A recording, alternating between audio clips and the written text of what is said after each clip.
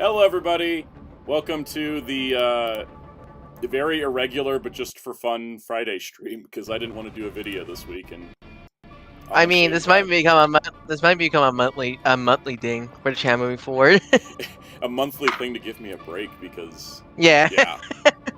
But welcome everybody. We've got I'll just read them off to right here. Master Ben, Dr. Grit, Cam and Meter, Silver Bricks, Counter 64, and Muteki. Welcome, guys. This is the post-Christmas stream, because I didn't want to... It's holiday stuff. I was like, I don't want to, try to make videos. Welcome, Jeremy Carr. So we're just going to, like, chat, hang out, do AMA stuff. Welcome, Mr. Arrowverse and Hellfire. And honestly, we're just going to hang out and have fun. The reason it's at 6:30? Sorry to do... 6:30. The reason it's 6:30 instead of 5 was because Fighter Kaus was streaming, and he should be joining us later. And that was like, I don't want to step on his toes, because he usually does Friday streams, so I'm like, we'll just do it a little later, maybe get a bit of a different audience, and, yeah, like Hellfire says, maybe the alternative do these if I don't feel like doing a Friday video. Yeah, I might do that, because I got some big videos I want to work on, and I need more time. You can also you can call this the post-Christmas haul video from Wednesday's video, as Yes. if you people saw Wednesday video. We have an Elgato capture card in the house, so we're gonna stream games directly now instead of through like weird janky means. Yeah. So yeah, I mean, in terms of like Christmas hauls or haul videos, I opened my Batman Forever Batmobile, which I'm very excited about. The $80 Alfred that come with a free Batmobile. Yes, except for the fact this is my favorite live-action Batmobile, so the Alfred's more the bonus to me. So I'm just gonna do a review of this now because I'm not filming anything for this. This is I'm just collecting the Batmobiles for fun. Eventually you're gonna do every Batmobile I have in my collection video. Eventually, I probably should, because I have like the original Kenner one that lights up, and I have the Kenner one that turns into the Batwing and the Batboat. And now I have this one, and then now there's the Spin Master. One. Yeah, I love this Batmobile design. I just think it just has like it has kind of an otherworldly feel to it, right? With the kind of like the H.R. Geiger-esque sort of elements to the chassis. The big ass fin on the back is just kind of stupid in a good way. It's very comic book. But yeah, no, I mean, I really dig this thing. Let's see, which button here? There's one button that opens up the canopy. So we got Val in there. Oh, so it's automatic. So, because I remember the Keaton movie, that just manually open it. Yeah, this one's got like a kind of automatic, and then you just push it forward. There's a ton of space in there because without him gripping the steering wheel, like he can lay down flat because they left the front of it empty for the light system, which is kind of neat. And then it's actually got lights and sounds. Oh, actually, it has sounds. Okay, I thought it would just be lights. I was surprised at the sounds. So it kind of flashes and makes noise, and then you can press it again and just turn the lights on. And I know when we saw the promo pictures, we were all like, why is it green and not, why is it blue? But on the final version, and I don't know if this is just the way the LED is working out, it's got like sections that are definitely blue and sections that are definitely green, and then the rest of it's kind of blended. Like the tires are definitely more blue than green.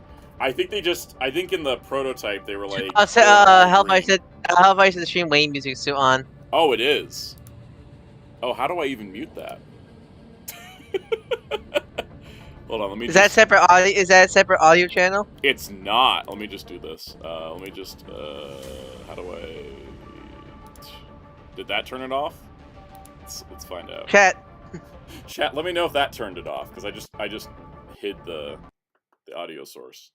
I guess I could also just switch it to like the PlayStation menu, and it wouldn't make as much noise. Nope. Hellfire said nope. I have no idea what's causing that. Didn't mean to do that. Sorry. It's technical difficulties, and I haven't like been on my computer all week. So for some reason, first official Sound Gaming stream. There's gonna be technical difficulties. let me just do the alternative here and go to settings and go to audio and turn master volume to 0. Ta-da! There, problem solved. I'll figure out why and see if I can separate the audio source later. But anyways, where are we at with this? The lights, yeah. So The light set, I think they decided to kind of go with blue and green, like to just cover their whole basis. But I like the color. I don't mind the blending. Yeah, it's not like 100% accurate to all scenes, but like, I don't know, it works for me. I'm also very biased because I just love this Batmobile design. But I think for me, my favorite Batmobile design has to be the first Batmobile from the 2004, the Batman and the Bolt Batmobile. I really like those two Batmobile designs a lot. I like those. I think the first the Batman is probably my favorite of the animated ones. Mm-hmm. Of the live action ones, though, nothing beats Batman Forever for me. I What also about got Gigantic Sword. I got my Memorial Edition Oger caliber in, and it's like super cool. do you race up in the air and go by the power grid? Wait a minute. I mean, I could. Hellfire says the tumbler is rent free in my head. I also like the tumbler.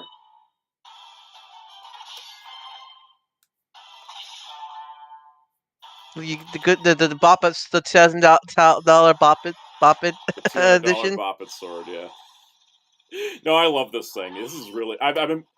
Part of the reason why I was like running like kind of late on things is because I spent like 2 hours playing with this instead of doing work. I look at that blade and how it's okay. I just want to dub it the gay sword because it has the rainbow. It's the pride of Sentai sword, yeah. Yeah. I also got to say it's impressive how you can't tell that the blade is clear plastic, painted silver. Like it's very not noticeable, and then you like get the It's similar to from I see the lightning roleplay light weapons turns in. And it does like it just looks really cool. Like I'm just super impressed by it. And then it has all the mecha combo sounds in it, even up through God King Oger, which is really awesome. I'll do a full video on it, and then it's got the little port in the back for the dim cards, which is kind of fun. I do wish the on-off switch was here where the card slot is, because the on-off switch is behind the battery cover, which is a little bit more annoying. But I'll do a full video on this, of course, because I spent too much on it to not. But it's one of those, if you spent too much on it, you had to make a video on it. Exactly. But I think it's cool. Stay tuned for the G.I. Joe video soon. Yeah, the G.I. Joe comics also showed up for the Kickstarter. Some other stuff showed up. It's a lot of stuff's been showing up all at once, and I got videos for January that way, in addition to the rundowns. So it'll be pretty cool. I'm also gonna do there's also a completely different format video plan for January that'll be kind of fun. Yeah, so there's that. I guess if chat got Hellfire said sword delivered by Railgun. Yeah, I paid for that on Monday. It's already here, and that is including the Christmas holiday in the middle of the week. DHL is surprisingly really damn good. They're amazing if you're doing international. If you're doing domestic, it takes longer than anything else. Like Hasbro Pulse has been using domestic DHL, and it means everything takes a week. And I use DHL to ship my hobby items. They always appear 3 days late. Yeah. They ship faster than big batch ship on the big batch shippings I choose, because even though they're in the country as me. Yeah, no, it's crazy. It's like international DHL, they'll send it via railgun. Domestic DHL, they'll send it via snail. It's so bizarre. Anyways, I guess we should just boot up Marvel Rivals now and do that thing, because yeah, that's also the other reason why it's a video game stream, because I don't know how many people. Oh, you should probably you probably want to add me to the team thing. Yeah, I'm gonna do that. I'm gonna put us on 40 for our audio sound, and people can tell me if that's too much or too little. So there we go. Sent an invitation. I've been trying to. Oh yeah, it's true. Hellfire said our original, because Hellfire got his yesterday. The original estimate of arrival was next week. Yeah, that was very true. You know what we're starting with? Because it's fun. What? We're gonna play Jeff's Winter Splash Festival. Oh, we're playing Splatoon mode? We're playing Jeff's Splatoon, yeah. It was really funny though that or no, what was I gonna say? Actually, it was completely different. I'm trying to earn enough to I want to get the Star free Lord. Skin. I want to get the free skin for Jeff, but I also I'm trying to get enough units so that way I can spend the least amount of money to get to get Star-Lord. the Star-Lord Master of the Sun skin. I need peak Star-Lord, and I'm trying to like figure out how to do it. I only have to like spend $10 or less. Oh my god, I'm getting ambushed already. Oh, this mode's fun because it works like Splatoon, and it also means that people forget that you're supposed to cover the field, not just blow people up. Yeah. Oh, it helps. It helps pulling people up so they get out of the way. It does, but you know, if you're just like off in a corner, no one's in. That's almost more helpful than being in full combat. I'm gonna duck out of this area because they're trying to kill me. Yeah, no, I think I'm like halfway to the free scan on this. But it's been fun with Marvel Rivals, and I saw there was a massive like new leak list of characters. So yes, Muteki, I did say spin. Welcome, Sentai Ranger Donnie. How's it going? I love how they give you the option to change hero, and yet there's one hero to pick. Just Jeff. It's just Jeff. You know, also like I hope that the popularity of Jeff like allows us to get like a Jeff omnibus, because I would love for all the Marvel Unlimited comics to get printed versions. Give us a proper Jeff in Marvel Legends that looks more like your heroes. Yes. Jeff, as opposed to like Proto Jeff. Proto Jeff that looks so weird.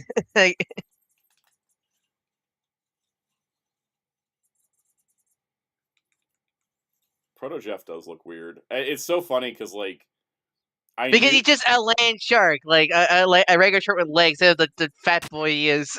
Exactly, because it's funny. Like I knew Jeff, like the Guru Hiru Jeff, like more than the like original prototype one, and then I read like Kelly Thompson's West Coast Avengers, and I saw like Proto Jeff, and I was like, "What the hell is that?" Yeah.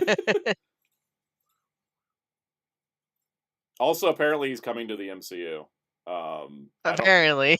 Apparently, I don't know if it was a leak or if it was like some interview, but like we know it's happening at this point. There's so many X coming to the MCU things, and like, yeah, I'll see what I believe it scenario.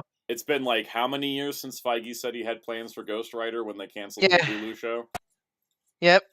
Still waiting on those plans, Feige. Mm-hmm. God, Tikio, have you been watching the new What If episodes? I only watched 2 of them because I've been busy with Christmas stuff. You haven't seen the worst thing I've seen of the MCU, which is I haven't seen the Darcy in the Howard episode. I haven't seen the birth the bird birth.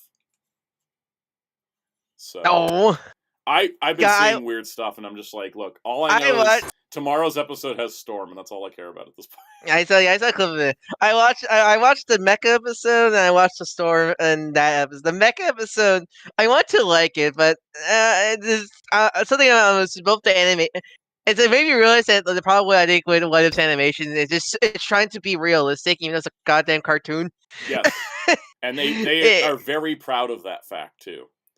I don't like it's just so boring. Everything just so boring, and like I'm not a fan of how they hit. Like I get where they're going with Sam and Bruce's friendship there, but like as someone who was a big fan of Hulk and the Hulk story, I found the way they. I just found like it's like, oh, how did I get rid of the Hulk? All right, time to pump myself with more gamma. It's like you're a gamma scientist, Bruce. You should know this shouldn't work. Bruce is a scientist unless he's like. I know that was my most frustrating.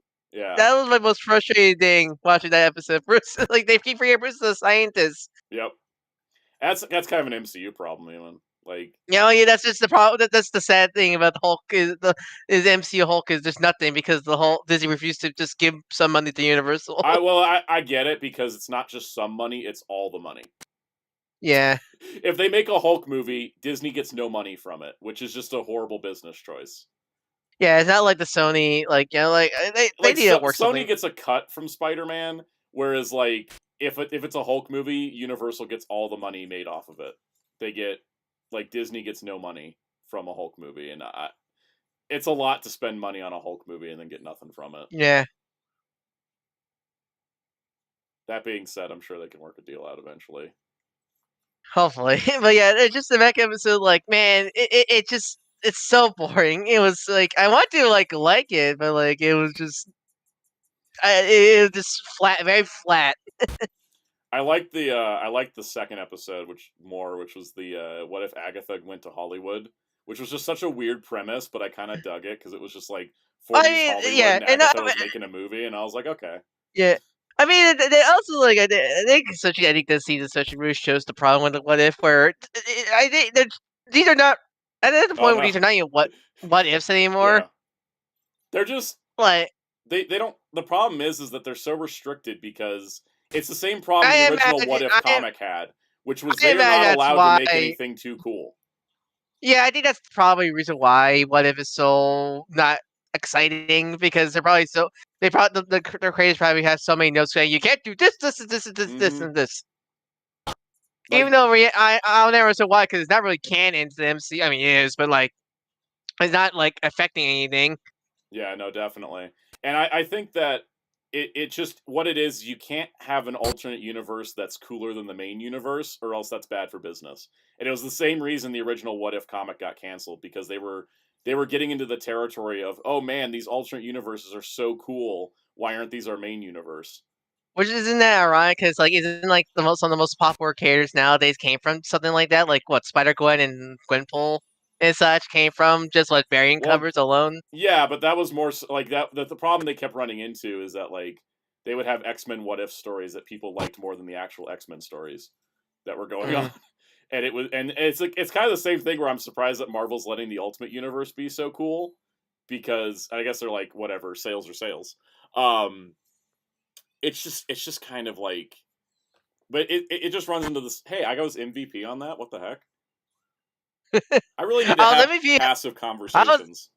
I was MVP. Yeah, you activate Ultra Instinct mode for you. For some reason. Also, I keep noticing the little like link thing is. I'm gonna exit the Yeah, match for a moment. I'm not sure how to fix that. Because I haven't really streamed like that before. I think I was Uh, kicking the cord with my foot. yeah. So see, uh, Mateki. So Ryan found out that when New Year's coming, how hype are you for Godfire Convoy? very. I'm very. I can't wait for that to come out so much. I think I'm more excited for that than I am the Rattler, because I don't know where the I mean, Rattler's going. I mean, also like, yeah, that's as much as giant vehicle toys are cool. Like, Yeah, nothing's better than transforming vehicle toys. nothing's better than Super Robot Vehicle toys. Yeah, Jamie Carr. If you can come up with a what if episode or comic, what would it be about? If you want, if we just stick with the MCU alone, so we have at least a win, like, so we don't just go infinity. Um, What if the other half got blipped? Is one that yeah. everybody's floated out there, and I'm shocked they didn't do it. Mm-hmm. That's definitely one of them. I also want the MCU. What if mutants were the only characters in the MCU? Mm-hmm. Called just give me an X-Men episode. Yeah, there's a I lot mean, of stuff they could do. Scrublord Gaming bring up a good point. The what if questions in season 3 feel very softball. I agree. Like, I'm glad it's ending because I'm like, this isn't. We don't have anything going on anymore. I just think with the restrictions they have, like it just like it just there's so much restrictions they have. I think this is good. This is good. They're ending it because I can tell they really are stretching the point where it's like, I mean the fact they made a sequel. They turned a gag from the Thor episode of season 1 of Darcy and Howard hooking up to a full episode. I like, okay, I think you're starting to really get desperate for episode ideas scenario there. I will also give credit to the Agatha Hollywood episode. First What If episode was zero recast. Yeah. They actually had everybody in it. They had Kamal Nanjiani as Kingo. They had Dominic Cooper as Howard Stark. They even got the guy that played Jarvis back. I was like, oh, wow, okay. Anthony Bentley.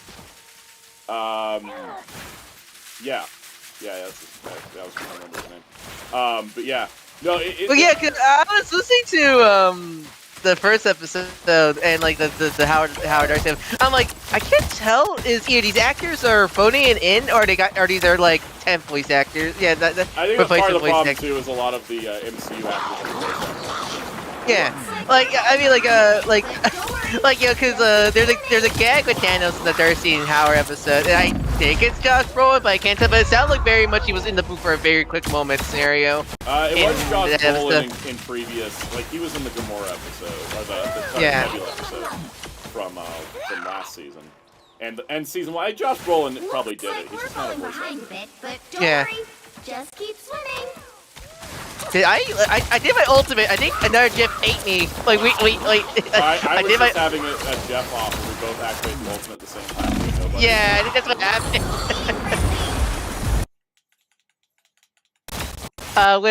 Will question. Will, the MCU is actually too small for these many seasons. What if? Yeah, I agree with that. I agree. Yeah, because like the first season, I was like, okay, these are decent like questions. The second season had some good ones too. I thought the second season was better than the first season. The third season, I'm just like, okay, you guys are out of ideas. And it's also because they want to use the actors from the MCU as well. It does limit their potential. Scrubble Games says, one I heard was what if Wakanda got involved in World War II. That's a whole game being made. Yeah. Yeah. Yeah, and I'm kind of glad, because some of these stories, like, I thought Season 1 had a bunch of stories that needed to be longer, while also having some that needed to be shorter. Like, which one was it that it was just like, why is this not longer? Destroyed in this match. For Season 1 specifically? Yeah, we're getting destroyed. I mean, it's been a while, so I can't think of any right now. Like, I'm just glad that What If's kind of getting out of the way, because there's more interesting animated Marvel projects now. Yeah, you know, it's one of those things where it's like, I think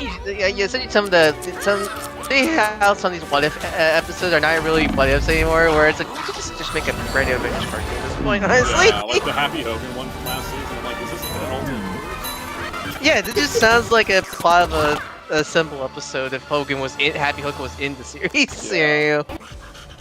Dang, I got 0 mission projects left. We'll do one more of these. Yeah, no, it's just I do want more animated Marvel stuff, and I do I'm excited for Eyes of Wakanda. Like that's kind of especially now the doors are open back up with the whole Marvel universe again. Like I do want them to just go back and make Marvel cartoons not attached to MCU and such. It was kind of wild because apparently they didn't know that they had access to all the X-Men. Yeah, which I know some people are like, how do you not? I know some people are like, how do you not know? But like, animation does take forever, so like, yeah, I'm pretty sure when. Also, because like they elaborated on it, they're like, we wanted to use Hugh Jackman's Wolverine, but we weren't sure if we were allowed to. Because just because Marvel has the character rights doesn't mean you can use. And with What If, you don't want to just create like a new Wolverine. Yeah, you can. Yeah, it's one of those things where. As much as like, oh, why can you do this? They already do this. There's a bunch of legal I think some people don't realize and stuff like that. And not everybody's told everything either. Yeah. Because the thing is too, is as I think we've talked about on some streams as well, the Deadpool Wolverine is a 20th Century Studios movie, not a Marvel Studios one. Because even though Disney now owns Fox and they don't have any like legal trapping for not using the X-Men characters, they technically don't have them under Marvel Studios because they're still legally under Fox because they never lost the license. They just bought them. Yeah. Will says, I decided to check the What If comics started in 1977. Amazing Spider-Man was at issue 168. Yeah, that was like, you know, in 77, you're talking 14 years into the Marvel Universe at that point. Whereas the MCU's got 10 years. That's also 14 years of multiple monthly titles versus 2 to 3 movies and a couple shows a year. Yeah. And especially when you're the MCU, like, Sue is just introducing a lot of these other big characters. Like, yeah, we're now getting like stuff like Moon Knight, Fantastic Four, and such like that. It's in or you know, the X-Men. You know, that it's still they're opening up, you know, the Marvel universe still slowly and such. Like the universe needs to be open more before we can. Because that's even though the MCU's been going on for this long, it's still like hasn't not explored half the universes of the Marvel universe in the comics and stuff like that. Yeah. Jeremy Carr says, "What if Moon Knight owed Dracula money?" I love the references in the Rivals. Yes, that's the kind of stuff I appreciate too. I think also like I feel like I wanted to bring back like non-MC connected cartoons because it helps so many people get introduced to a lot more characters either faster than waiting for a yearly movie or Disney Plus series. Like I mean, like let's not forget how they soft launched the Guardians to us. They didn't just throw them into a movie. They were like, no, first they're gonna have them appear in every cartoon, and then they're gonna get a new comic relaunch. Do this. I mean, the thing, like, look at Rivals here. How many people were introduced to a lot of these characters are not common in a lot of other media because of this game. Will says, "Someone what if episode summaries I've heard have more vibes of Elseworlds of what if X was Y." Yeah, it's pretty much like how most of them run, which isn't super. I am the SPP apparently. Apparently. All right, let's play another mode because I'm kind of tired of this. Hey, MJ Klein. I'm glad you're here. Sorry you've been in pain. That really sucks. Pain's not fun. I've also been kind of in pain. My foot has been killing me. I've been feeling better. I'm feeling much better, but I keep making it worse by going out and doing things. But I spent all day Christmas Day like off my foot, and it's like almost recovered now. The right heroes could make. Let's see, Hellfire. Not only I want a new Mario Kart, I hope it's not an MCU evergreen flavor like the last few. Yeah, well, I mean that was something that was made to advertise the MCU without being the MCU. That's what I mean. We need something like Moon Girl. We need something like Moon Girl, Devil Dinosaur for just Marvel in general. And I would not even be opposed to like. I know it's like I would like new universes, but X-Men '97 connected with enough people that didn't know the original show that I'm like, we could do Spider-Man '98. We could do a Fantastic Four show. Like, well, I mean, that's why I'm really looking forward to that friendly new Spider-Man cartoon and such. I'm looking forward to them releasing a trailer. It's out in a month. Yeah. Like it's one of those weird cases where we have a date, but yet we don't have like. I mean, what didn't X-Men '97 get his trailer into a month before it comes out, right? It was a month and a half, I think, and that is just the fate of streaming shows. I know you don't get trailer into It's a fate of animated streaming shows. Especially animated. It seems. Yeah, no, animated shows, especially at Disney, do not get 3, 2, 1. Have to stop them from securing the mission area. Oh, definitely. Super stupid. You shall not be harmed. Have you seen? Are you gonna go see Mufasa or no? No, I have no plans to. I never saw the 2019 Lion King, and I would rather go see No Magic. I heard it was really good and horny. Yes. I would rather have good and horny than it looks like a dude. Yeah, I mean, like, I'm not gonna, like, sit here and go, like, oh, Mufasa's crap. It's like, the whole thing where it's like, with Sonic versus Sonic 3, I just, like, the reason why I want Sonic 3 to be because I want something that's, like, actually, like, have heart into it being made, because, Mufasa we know is only made because the last Lion King made it, like, over $1 billion. Yep. It's not because anybody wanted to make it. See them? Right there. Man, Sonic's classic. What do you mean exactly? Her hair is wrong. Why she got bangs? I mean, it's really not a classic skin. It's classic inspired skin. I know. It doesn't look right. Because I was like fighting. I lost actually because I was too distracted by the hair. It's like classic inspired, but it doesn't look always rise again. MJ, have anyone seen the new Doctor Who switch? I am not yet. Not yet. I thought it was. How was it? I thought it was great. Stephen Moffat should just get back to writing Doctor Who full time because, my God, oh yeah, but see, who's your favorite? Now you've seen all the modern stuff. Favorite showrunner? Ow, Moffat. Okay. Like easily. I like RTD at times.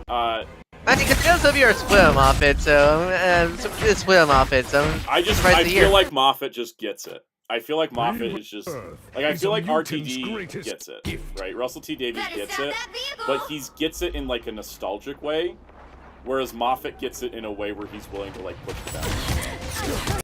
I think for it me, doesn't always work, but I like it. Always try to. I think for me, I like the mixture. I like Russell T's like tone and like tone of episodes, but I like a lot of Moffat stories a lot. Yeah, I think as a writer, I like Moffat more. I think I like Moffat more as a writer. Yeah, cause, last time we asked you your favorite doctor is it still 11? Is that still your favorite doctor? 11, yeah. I want to like 15 more, but I feel like we just barely know him. We're still at the start of his journey scenario. Yeah. Yeah, like because the reduced episode count doesn't help, and he wasn't in 2 of the episodes last season. Yeah, like Caballi's my favorite doctor, but and I'm not one of those people that didn't like him from the start. I did like him. I like what I saw him in the start, but like it just over time he became my favorite doctor because he has some incredible stories. Oh god, we're getting murdered. I will say for sure my least favorite. I think that's everybody's favorite winner, Jim Dole. Coldest take I can say. It was just like, it was so frustrating. Because it's like, I really like Jodie Whittaker as a doctor. Why is her story just so... Yeah, that's the setting.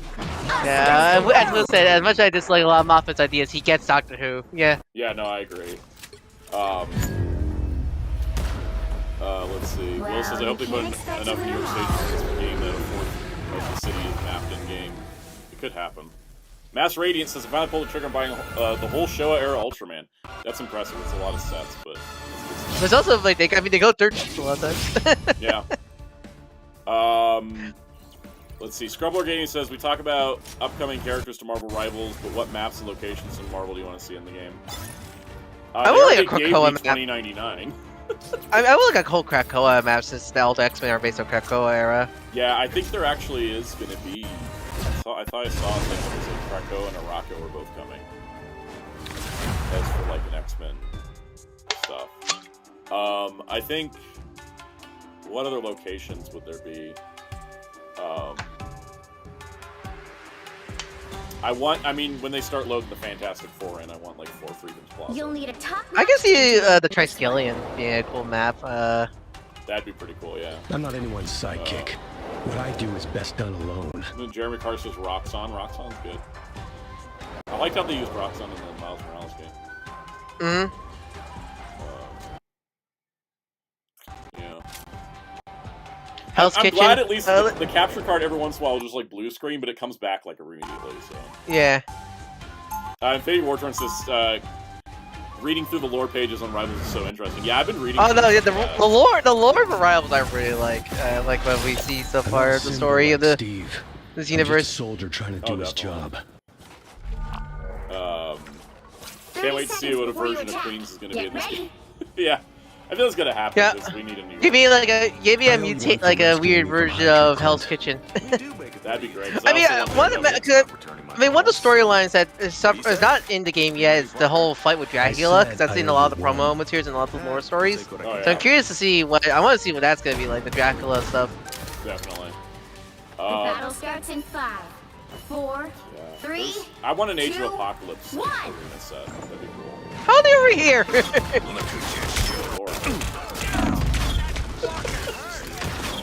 Ow! This team is nuts, guys. Help get that vehicle to its destination. Much better. I'll get you to your webcam. Bucky, just make a run for it. I'm just gonna dash through the gate. Venom! Ah! Venom! There. Oh, no, I thought I knocked him off the stage. We're done here. Revive, thank you. Nothing Rocket. personal. Me murder already. I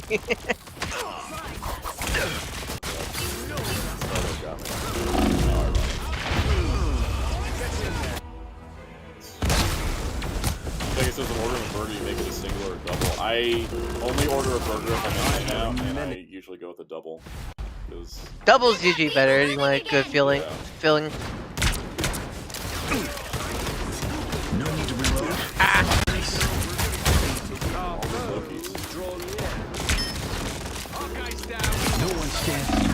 Well, I hope Hellking's a good version of what Shadowland was trying to do with it. That would be nice. Because anything that tries to do with Shadowland. Yeah. You thought I was going for good? I haven't read Shadowland in full, but everything I've read of Shadowland is like, well, that was a good idea. Daredevil events are tricky, and especially because Devil's Reign exists. I'm like, well, you can't get better. Also, isn't it funny how Marvel has events? That's what I need. Yeah, like, DC, Man of War of Teen Time. Yeah, DC's just like always like everybody's involved all the time, and then Marvel's like, no, this is a Spider-Man event. This is the next event. Scrubble Organization, thoughts on the new winter outfits in the game. The only one I feel like I actively want to do. I like the Magic Chainsaw Sword one. That one's pretty cool, yeah. If I played Magic more, maybe I'd get her. Right now, I'm trying not to spend a ton of money on skins because it doesn't affect me. So I want the Master of the Sun skin. It's the best. Will says I recently reread Shadowland. Trash event. Good ideas, though. Yeah. They just put out a Shadowland omnibus, and I'm like, well, I have all these other Daredevil modern omnibuses. Your powers are mine! Damn! I walked right into Star Wars. I've been meaning to read there. Any recommendation? Like, what's a good starting point for Daredevil? So like a really good run. We recommend first. The first Daredevil run I read in full was Chip Zdarsky. Yeah, I know there's been they released that at Omni recently. If I was to recommend a first time though, Mark Waid. Mark Waid? Yeah, I mean it's Mark Waid, so. It's Mark Waid. It also gives you good variety of tones. Zdarsky's running kind of heavy. Is Mark Waid clicking the name Epics? Not yet. They're in the Bendis era yet. They're kind of going in order.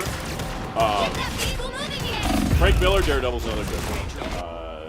That was bad before he went cuckoo. Yeah, when I was rereading Batman Year One, I was like, man, Frank Miller used to read comics. He was before he became racist.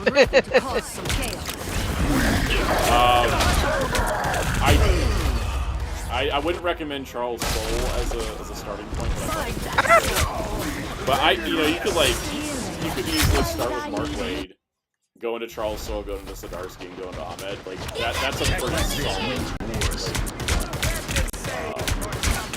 And I gotta give a lot of credit to Daredevil editorial back to back. There's also what's his name? I forgot his name. Now I'm I'm fine, don't mind me. War's no place for a kid. Armed it worked. Alright. Just kill these Lokis off. Again!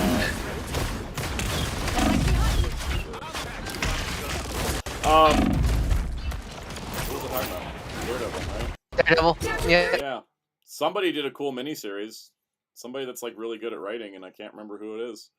I really want to get the Jed McKay Moon Knight Omni because I really like what I read of his that was Moon Knight it. stuff. Jed McKay did the Daredevil like miniseries between the Charles Soule and Zdarsky runs. And I don't have it in print because it's really hard to find because they only reprinted it as a trade and they didn't put in any omnibuses because it wasn't written by the main writers. So. Will says Daredevil is in that sweet spot. It's popular, but not popular enough to have an overbearing editorial. Exactly. Yeah, not Spider-Man. Yeah. Popular to keep going, not popular enough that to be that Spider-Man editorial on them. Exactly. Alright, let's do this, that, and let's do another round of this because I'm learning how to play this game better the more I play it. And I will admit, I wouldn't play this as much if it wasn't Marvel. The Marvel does pull me in, but the gameplay's so good that it makes me stay. It's the best combustible world. Good gameplay and good IP. Or villain, I'm not judging. I'm gonna go Rocket this time, just to mix it up. Who are you calling a raccoon? No, Daredevil's one of those like really good characters I've been enjoying. I don't want to get into like buying classic Daredevil, but I'm really tempted to like start reading classic Daredevil on the side. I kind of like cut off my physical collection to be just modern era, just to kind of streamline things. But I really want to read Anna Sensi's run because I really like it. So I do the right thing, because the wrong thing is more fun. we'll wait and see. 30 seconds before you attack. I'm also like Get trying ready. to contemplate doing an entire start to finish Fantastic Four classic era regroup, like over the next several years, because there's a lot of it. I get to do it once. But like just do it in order instead of jumping around like I have in the past. I mean, that's the nice thing about Fantastic Four. It's so like casual that like you can jump around Yeah, easily from run to The run. battle It's starts like in it's easy. Like Fantastic Four and Epic Collection is great because you can just pick up any 2, volume, 1. really, and then just read it. All you need to do is capture the That's what I've mission done for area. years, but part of Got me is it? like, oh, I really want to go from like issue 1 all the way up is to the not end a of the burning classic pit. era. It's a realm of trials. I'm thinking about it. I don't know if I'm gonna do it that way, but thinking about it. It's not like X-Men where it's like you've really got to be picky with X-Men. I think that's the thing I really need to get more into is read more X-Men. It's hard. It's really hard. I won't lie. Like, there's 1,000 comics, and like half of them are good. The mission area is yours to capture. Like yeah, the two runs I'm like eyeing on that isn't like of course like something like Claremont is Astonishing and Grant Morrison era X-Men. Those are both Everyone- solid. Those are both solid. Yeah, like Astonishing by John Cassaday and those magic here, so good. But I also say that Astonishing introduced a lot of my favorite elements of like X-Men. Like it's like that has Emma Frost. I know Emma was a team member before, but that has her in like as a main roster slot from the start. And they introduced an Armor, which is one of my favorite X-Men characters. They introduced in because it helps that I saw a great video. There's a great video by a content creator I really like called Dorky's Arcade. He did a video called "Build a Roster for a New X-Men Fighting Game." And he makes a good point where X-Men always try to introduce new characters, but sometimes they'll stick and sometimes they don't. Yeah. Don't. And like Armor's one of those characters that thankfully did stick. Yeah, Thankfully. Yep. What is the button for Rocket's like assist? There it is. Another soul. I'll patch you up.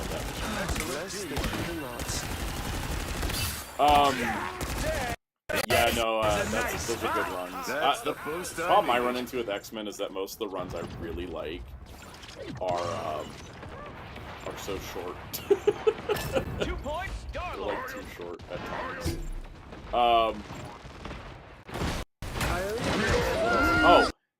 Will says, poor Jonah. Chamber's such a cool character. Kind of faded away. Yeah, that poor guy. Like, he's my dude, but like...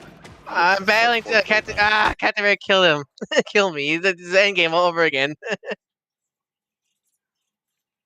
That's America's. Sweet. God, Red One. That's like this. That movie's so bizarre. It is. Someone called it unhinged Santa Claus.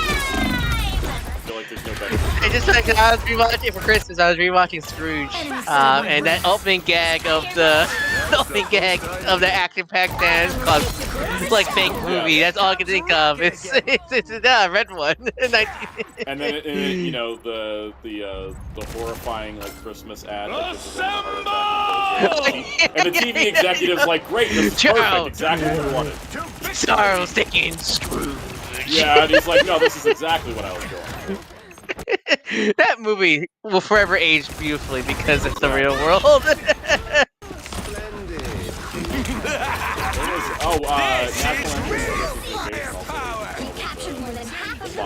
the Christmas bonus? Yep. Yep. I met the woman that plays the wife of the boss. Oh, yeah. She was also in Star Trek. Oh, really? Yeah.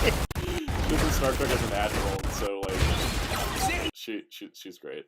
She's like, I got 2 lines in that movie, so that's where a nice shit goes. I'm just dying. Yeah. Oh god. Ah!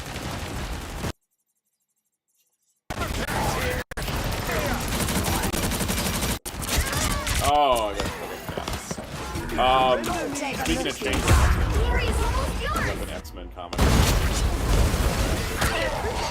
Which book? Which book? Weapon X-Men. Oh, Weapon X-Men. Yeah, I'm like, I don't even care what's going on here. Chambers in it. It's one of those you have to support your favorite character, even the book's not great. Exactly. We're kind of having a Generation X moment at the moment because, like... Generation X reunion special?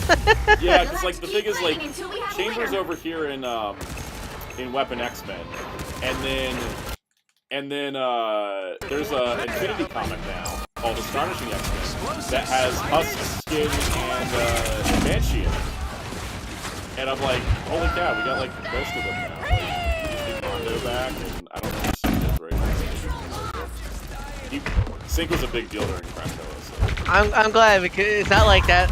I think it was, which book had to kill, like, massacred, like, a whole team of, like, younger X-Men from, like, I don't remember. X-Factor. X-Factor, yeah, where they kill a whole team. I don't remember that was, specifically the team for, Hope Summers or not, I don't remember specifically. I don't remember. I do think, what was it? The worst thing that happened to X-Men was the Hellfire Gala last year. I'm still not over it. I'm still not over the fact they're like, look, it's the new X-Men voted upon by the audience. And then they get all murdered by Nimrod. But sometimes we what was the point of any of that? Yep.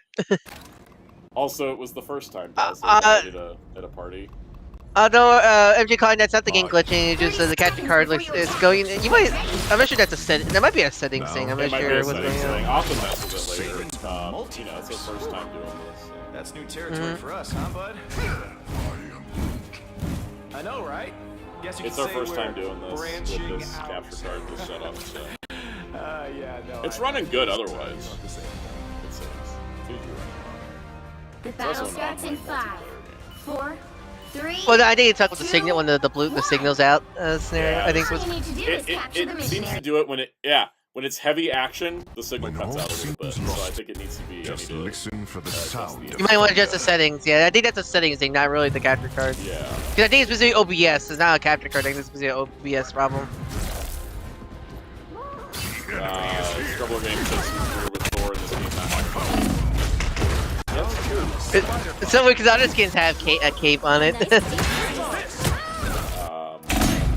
Looks like the mission area is yours to capture now. Get aggressive. They captured the mission area. Get aggressive. Get aggressive. I made this look good in any timeline. What else is going on in the world of stuff? It's like not news. Like, this is because I'm pretty sure people could ask us Monday when we do our Monday news stream. Was it Paramount Power Rangers? Where is that coming from? Is that one of those like, trust me, dude, I'm a trustworthy leaker scenario there? Until they start filming, I really don't care what the and I haven't looked at it at all. The thing is that Power Rangers, like a lot of brands that are on ice, are going to go through more development cycles than they do actual production. I'm sure something's happening. Like, it has to be. It's too well known of a property for there not to be something happening, but nothing concrete is happening yet. There's just talks, discussions. Oh, we want to spend this amount of money. Oh, we want to use this character. Oh, we want to make this kind of story. All that has to happen before they hire a director, get a script, start casting. When they start casting, that's when I'll start recording. You can put me down. It's just until then. It's just, you know, it all could be true. Like everything, you know, said could be true. But you know, you just won't know like what will come out because development is yeah, Will brings a good point. Doctor Who during the Wilderness series had at least 4 failed productions for the TV movie and 1 before. Yeah, a lot of times when you're going to revive a brand, you want to make sure it's successful, and you will spend as many years as possible. But it's like the benefit of doing it. I know, that's the biggest problem I had with this, the whole PR day is not even PR itself, but more how people are reacting to it. It's like, look, I get you don't like PR even for Sentai much more. I can understand that, but like the fact, I just like I don't like people trying to reject Power Rangers, going like, why should you keep hoping for a revival Power Ranger? You could just jump to Sentai. Like people like the characters and the lore and everything. Like, yeah, there was some of that. I saw somebody that was like, oh, you could just watch Sentai, and someone was like, yeah, but Sentai doesn't have the interconnected universe and lore building. Well, you can't expect to win them all. Like, yeah, like I think some people just need to accept that Power Rangers is its own thing now. It has its own lore and characters. And, like, I I hate when people say why for Power Rangers Sentai, but like because people like the things Power Rangers bring over Sentai, and that's not saying Power Rangers is a better show than Sentai. It just say we prefer Power. They just like those things that it's the things that Power Rangers brings engage them more. And Power Rangers is at its best when it does unique elements that Sentai doesn't do. And that's what I want them to lean into. But I don't mind them taking time. There was somebody I thought had a good tweet. They said, Power Rangers fans impatient for another season after having 30 seasons of TV and several movies is the kind of greed they talk about in the Bible. And I agree with that, because like, compared to other American franchises, Power Rangers has had an insane amount of material. Anyone's sidekick. They're lucky. There's other shit franchises I wish they had Power. I've Thundercats or He-Man. G.I. Joe even hasn't had the the media power Power Rangers has. So I think that, you know, I think people are getting used to like the cycle, like the cycle being broken. Power Rangers will come back. If PR is just, it's in the zeitgeist where people see robots, giant robots combining, they think Power Rangers, or they think of multicolor spandex here, they think Power Rangers first. And that's not. And I hate when people try to think that's like an insult. But like, ew, like don't stop calling Power. Like, there's nothing wrong with that. That's just something. It's something familiar that someone could connect to. Exactly. They go like, oh, just like Power. That's not insult. I always hate when people treat it as like an insult or anything like that. Yeah. And such. Scrubble Game says, "Love the PR lore. It's why I'm so excited for the new comic, because it feels like a fun sci-fi goodness." Yeah, that's the kind of thing that like I appreciate too. Is like when it's like Sentai never hardly does like, science fiction elements. They don't really do stuff. When they do, it's barely there, like Gear Ranger and stuff like that. Yeah, or like Mega Ranger, which is like supposed to be like sci-fi, but it's all device themed, and it's like a background element. Yeah. It's like high school is more important to that show than technology and science fiction. It's just one of those. Like, yeah, some people try to do those stupid like, Sentai Random Power, because like, look, the Gold Zuger suits are so much better than the Prime Ranger suits. I'm like, is it because I'm getting really tired of because it's MPR it's bad? Because I literally think I like the Prime suits way better than the Gozuger suits. I like Gozuger also, but like the Prime design, like if you're gonna tell me that those designs are bad because it has MPR elements into it, I think you really need to take your head out of your ass. Yeah, if that's the only reason someone thinks it's bad, like that's like the most pitiful reason possible. Like, it's so petty. That's my problem with the PR hate. It feels so petty. It's like what I feel like it is. And you know, somebody else said, I saw a post, it was great, and they're like, you know, all these people that are yammering about how there's no new Power Rangers, you know, they're doing this like they didn't just spend the last 12 years complaining about every single little possible thing about the franchise. Yep. It's like, you know, oh hey, the franchise went on ice. Well, were you enjoying it because all you did was complain about it? Yeah, and such like that. Yeah, and Jeremy Carr brought up a good point. He said, "I'll take Sentai over Power Rangers any day. However, they each have their own identity at this point. Different strokes for different folks. One shouldn't make any other person feel any less or more for liking either." Yeah, exactly. I know. Yeah.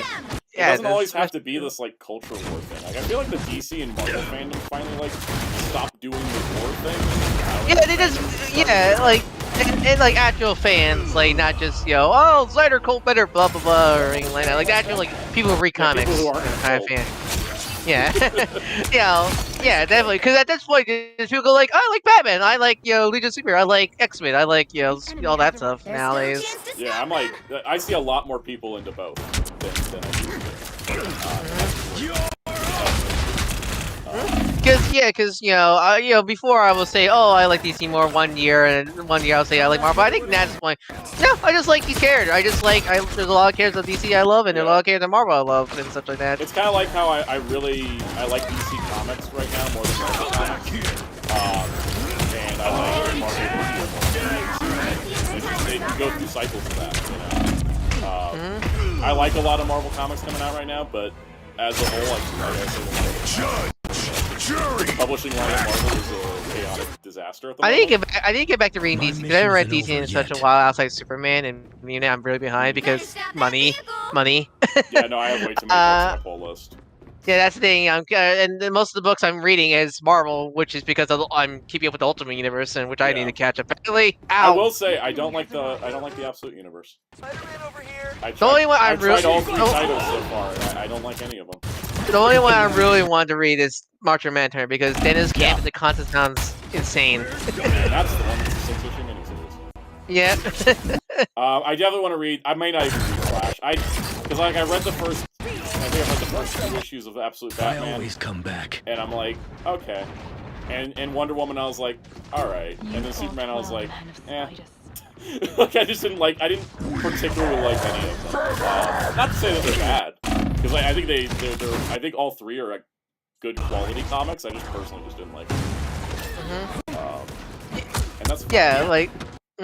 And with Power, back to Power. I just like if someone just are not a fan of like cosmic career, I can totally understand you're not a fan of certain story choice or writing choice or stuff like that, or it doesn't appeal to you. That's personally, but a lot of the reasons people say like cosmic career is bad, it's so petty. A lot of very petty reasons, and a lot of things where I can argue like Toei can also be as cheap as Hasbro production wise, also at the same time, and such.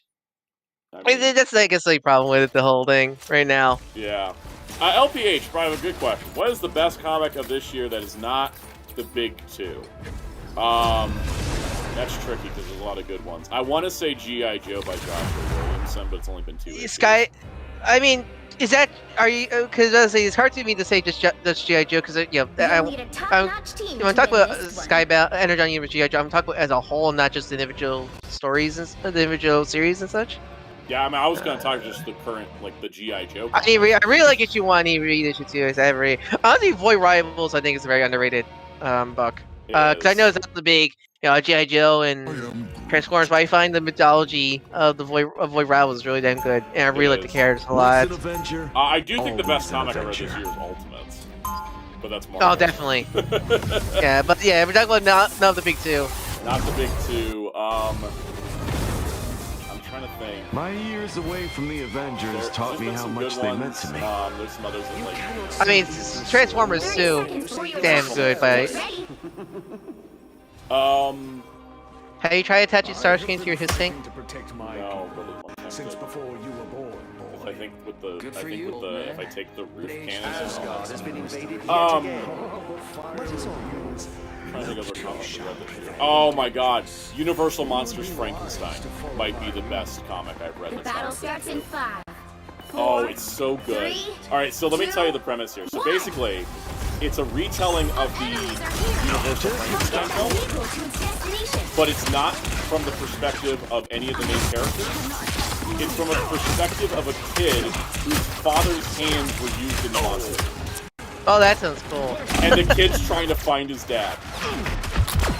That's really cool. And it's amazing.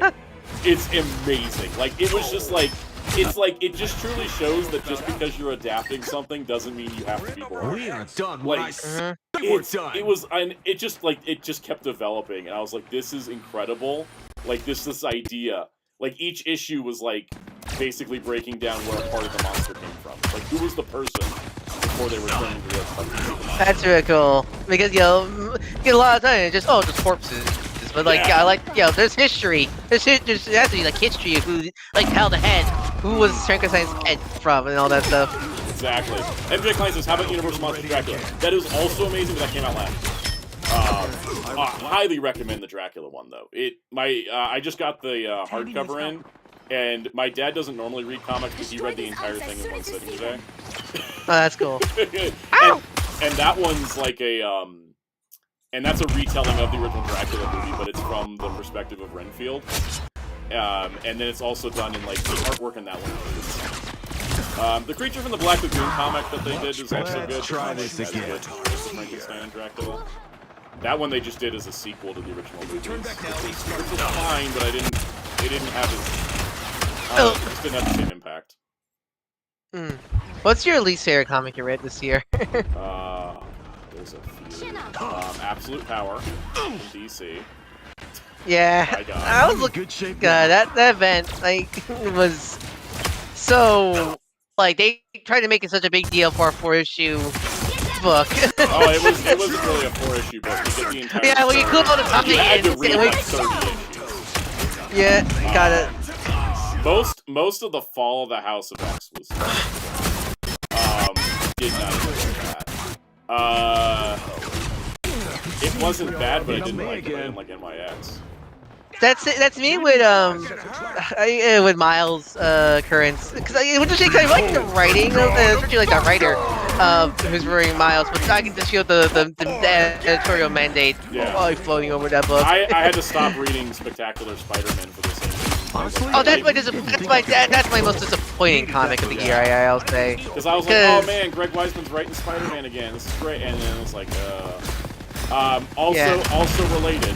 Probably one of the worst books I've read, Gargoyle's Quest. Alright, that's the Gargoyles comic, right? Yeah, it was the most recent one. It kept getting delayed. It took forever to come out. And I literally can't tell you what happened. I read the entire thing. So, I don't know what it was, but I could not follow the storyline at all. On top of just not caring because I've missed an entire season of Gargoyles, and the game just crashed. Oh, right, really? Yep. Oh, I can see your Hawkeye just walking to a wall. Anyways, the game just crashed. Oh, I'm gonna take a photo of this and send it to you. Yeah, you should. I guess I'll just talk until you're done with your match. Yeah, there's been some stinkers with some comics this year. What else is not great? I mean, I read so much Marvel and DC the apps that I... Here you go. Here's what's going on with your character in game. Alright, let me see this.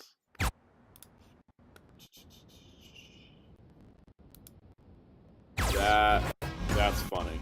I'm just stuck in a wall. Yep.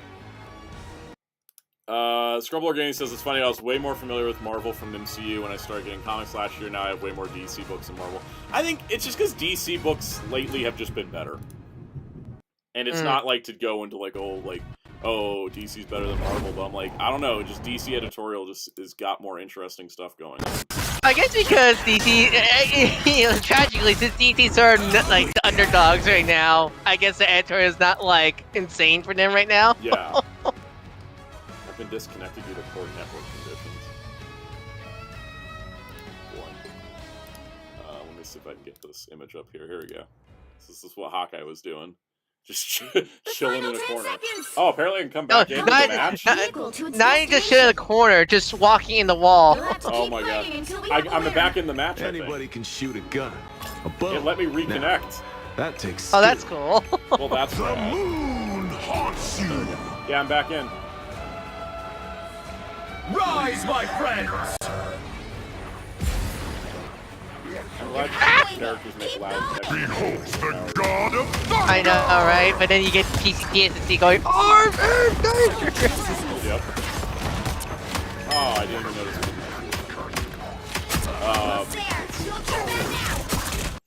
I guess the problem with DC for me right now is less the books, but more the fact that almost everything's a miniseries. So it's hard for me to like convince myself to pick up monthly. That problem is even more amplified.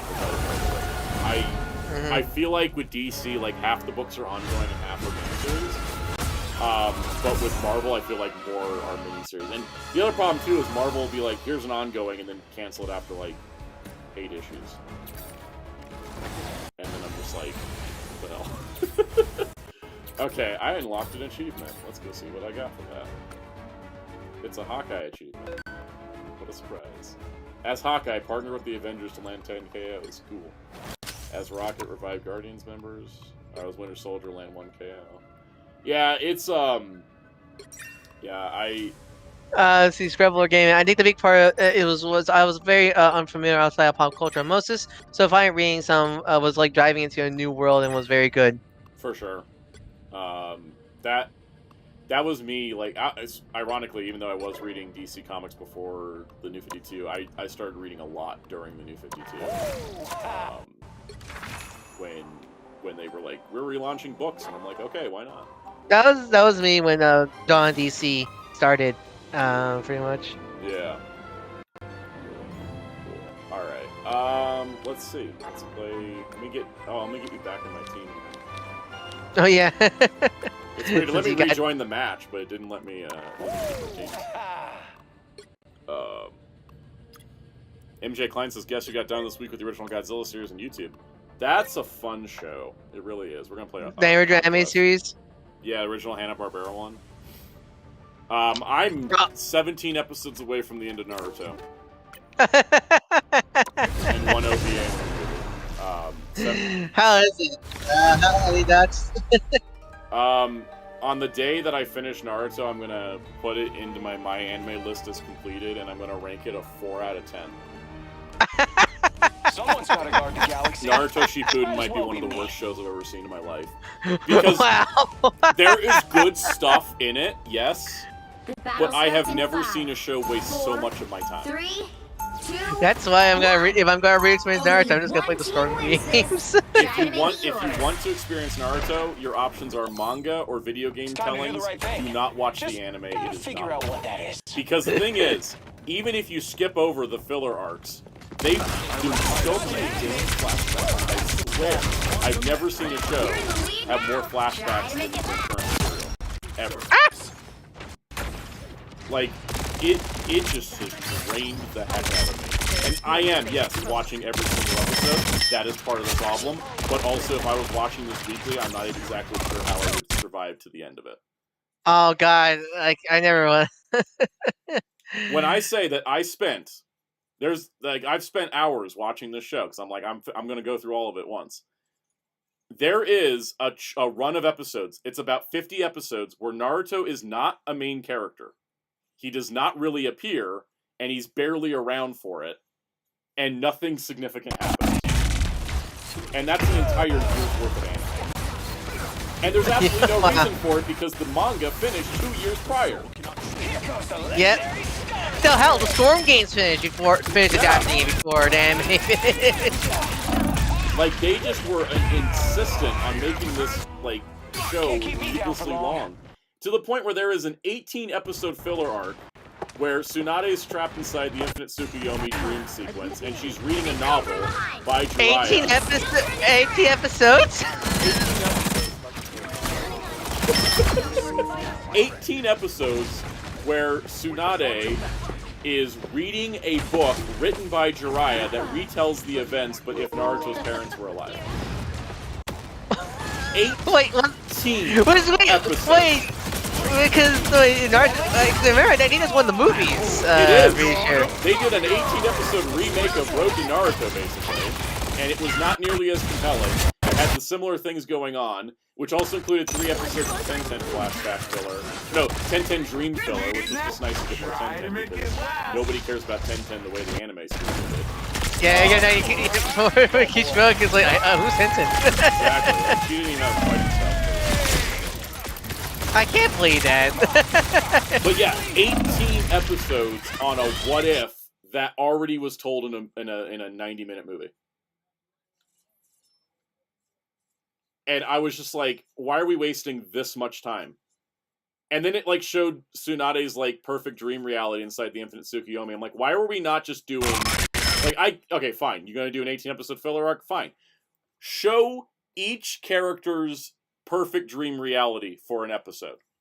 Like, here's the Kiba episode. Here's the Tsunade episode. Here's the Shikamaru episode. Like, show each of their realities. Instead, we get a montage sequence showing their realities for like 2 seconds each. And I was just like, but you just spent 18 episodes on Jiraiya's fanfic. Which isn't even actually Jiraiya, it's dream sequence Jiraiya. Which is the only reason to explain why you can talk about stuff that he wasn't there for.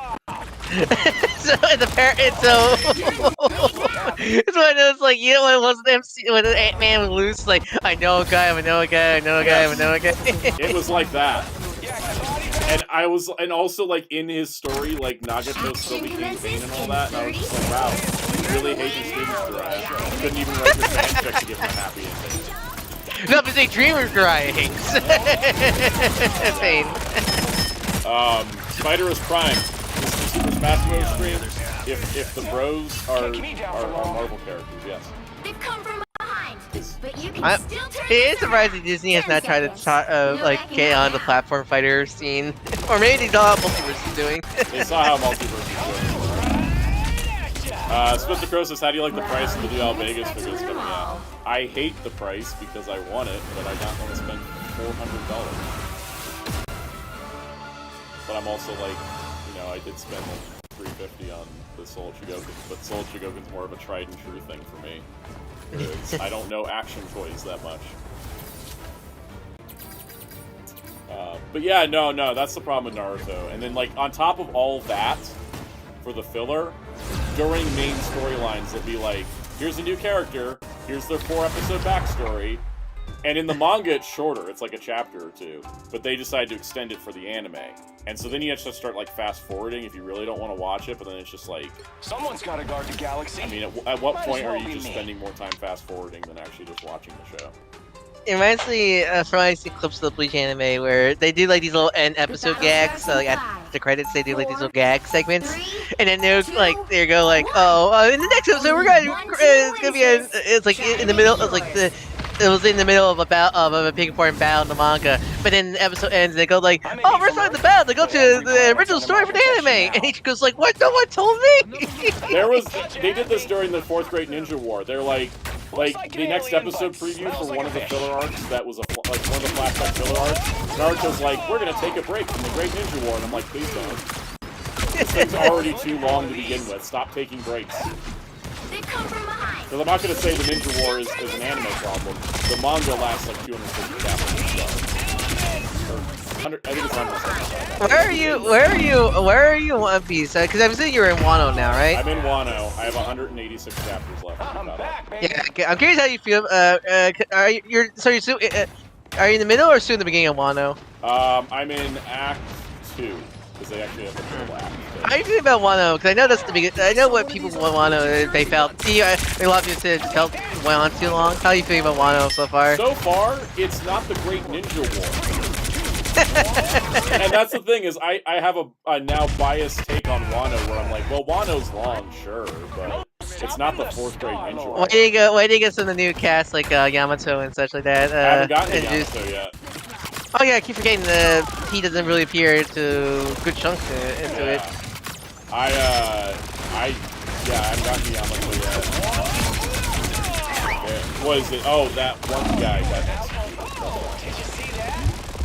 And then they found out like the secret behind it. It's like that's what. Can't keep me down for long. This team we're up against is pretty good. They know what they're doing. They know what they're doing. Smith the Crow is gifted Quake for Christmas. I'm assuming Quake the Transformer. Or Quake the video game. I like Quake a lot. That's a good one. It's one of those retools. I'm like, how do you retool? Finally, I got my ultimate. I can kill somebody. Goodbye, Penny. So once you're done with Naruto, you're just gonna jump straight to Undead Luck. Yeah, once I catch up on. Oh yeah, because it's a manga, so yeah. After I finish Naruto, I'm watching. Because the entire show is shorter than the 4th Great Ninja War. I'm pretty sure all of the Black Clover anime is shorter than the Great Ninja War. You can watch Demon Slayer 5 times. It's that long. God. Okay, who ordered? And the reason why is because if you stop it from going backwards and flashbacking, and it's also like it's a stupidly long one. Like, regardless of the anime or the manga. And it takes place over 48 hours. Oh, that's why we're blowing in 5 minutes.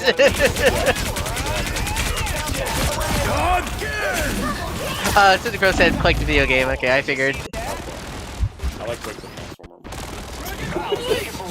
Let's see, LPH mentioned, is the anime filler happening with Japan, Tsunami 2011? No, the filler I was having the most trouble with was like in 2015.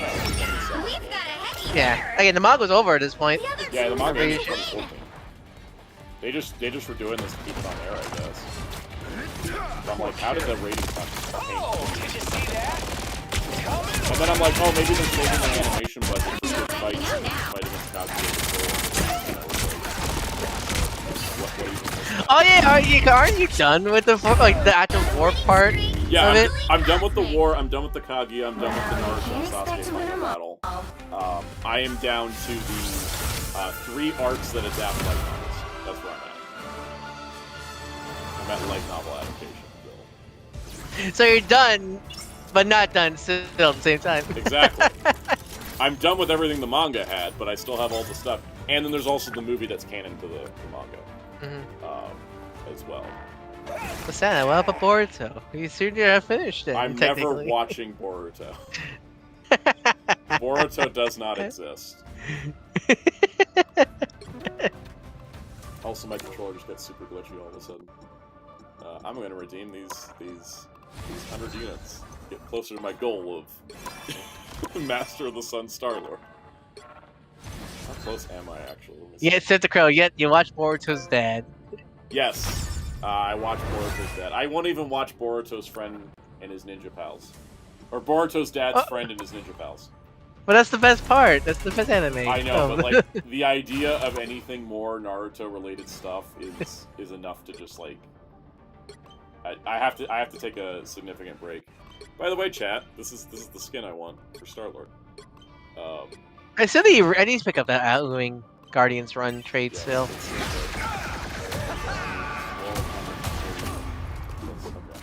I have 110. I'm probably gonna end up spending like $5 to get the rest of this. Favorite ramen. I like my ramen with spice in it. There's a black garlic ramen that a local noodle place has that I really like. It's really good. This is what the crow says. Guy Fieri Star-Lord. Guy Fieri wish he had a beard that cool. No Bleach watch. No, if I'm ever gonna experience Bleach, read manga. Read the manga. Yeah, read the manga. That's what I've been doing. It's much better. I just like a lot of the things the manga does better than the anime. Yeah. I think I've decided that like I think One Piece is gonna be like the last big long running sidekick series what I that do I'll best actually done read the alone. manga and watch the anime. I would have to really fall in love with Bleach to want to go through that. I love Bleach, but like, I love Bleach, but what I'm gonna do is I'm gonna read all the manga, but with anime, I'll watch like the movie and maybe some of the fillers for funsy, but like, yeah, I'll mostly just watch Out of Your Blood War, since that is like the practically the director's cut of Kubo, because he doesn't have to suffer from dying writing the final arc. Yeah, I definitely like Naruto. Is one of those shows. Sometimes where, I wish I could go back. You know the classic freeze phrase, for a few more decades. Get ready. That's me with Naruto. Like, I feel like One Piece is going to be a breeze because, first of all, I'll know where all the story's going, so that'll take like a lot of. I'm still getting used to it. And then have you seen the movies yet? Ain't the One Piece movies yet, or not yet? I watched Film Gold. I love Film. Oh, what do you think of it? I watched that. I love that one. That was so cool. If I ever wanted to show somebody a One Piece movie to see if they like One Piece, I'd be like, watch Film Gold. 4, 3. It's got all your. It's One Piece Heist movie edition. Yes, and it's got every element in it. Every character gets a moment. Like it introduces the characters. Oh, except Zoro. Except Zoro for the. He still has moments. But you know, like it really. I don't know. I really liked it, and also despite being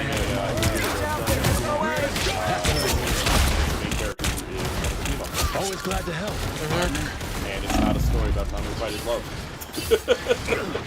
You don't like Undead Luck, then I'll say that. Yeah. You know how I can tell you Undead Luck? Sound pretty much. Imagine if Rogue and Wolverine were the main characters of X-Men. That sounds fun. And they had the relationship of Gambit and Rogue. That's cool. But Rogue is like has the first Kitty Pryde. So that's the best way. No, yeah. Undead Luck is like the best way I can describe it. It's shown in X-Men, sort of. In terms of unique powers and everything. You'll see what I mean when you read it. But... Got one. Yeah, I'm definitely looking forward to it. It's gonna be fun. I think. Also, it's a very quick pace. Also. Oh, that's good. Like, yeah, because I'll tell you, I binge. I did. There's moments where I actually binge read like 100 chapters by accident, and it didn't feel like I read 100 chapters. Oh, I did that with Kaiju number 8 when I first started it. That Not same. It has that. Yeah, it has that like good, fast-paced feeling to it. I also did that with Chainsaw Man. Every once in a while, I had to pause because I was not. I wish I could do that with Chainsaw. I wish I could do that with Chainsaw Man. But I remember the Hunt for Denji arc having trouble trying to read it because there's so many things going on during that arc. Yeah, that one's. I don't even know what's going on anymore because the chapters take enough time that it's That one. There's like barely any dialogue, and so I'm like, and Fujimoto. I mean, no offense to Fujimoto's art, but it's not amazing. It's hard to sometimes tell what he's trying to convey. I think you'll like Dandadan. I think if you're not feeling up for Chainsaw Man, I think you'll like Dandadan more, which is done by one of Fujimoto's assistants. Yeah. I think it has a lot more that part 1 energy throughout all of it.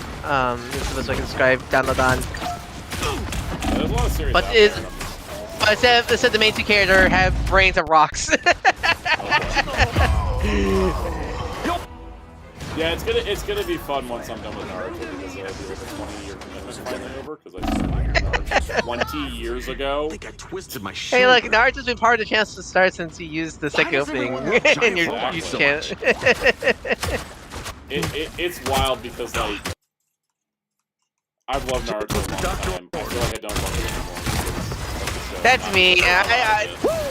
That's me, Naruto. I do have a soft spot for it, but like it's, you know, but I'm not gonna be. It's not gonna be my like top 10 shonen at all. It's definitely not there anymore, and I will still buy all the figure arts because I still like the characters twisted and my stuff. shoulder. But Yeah.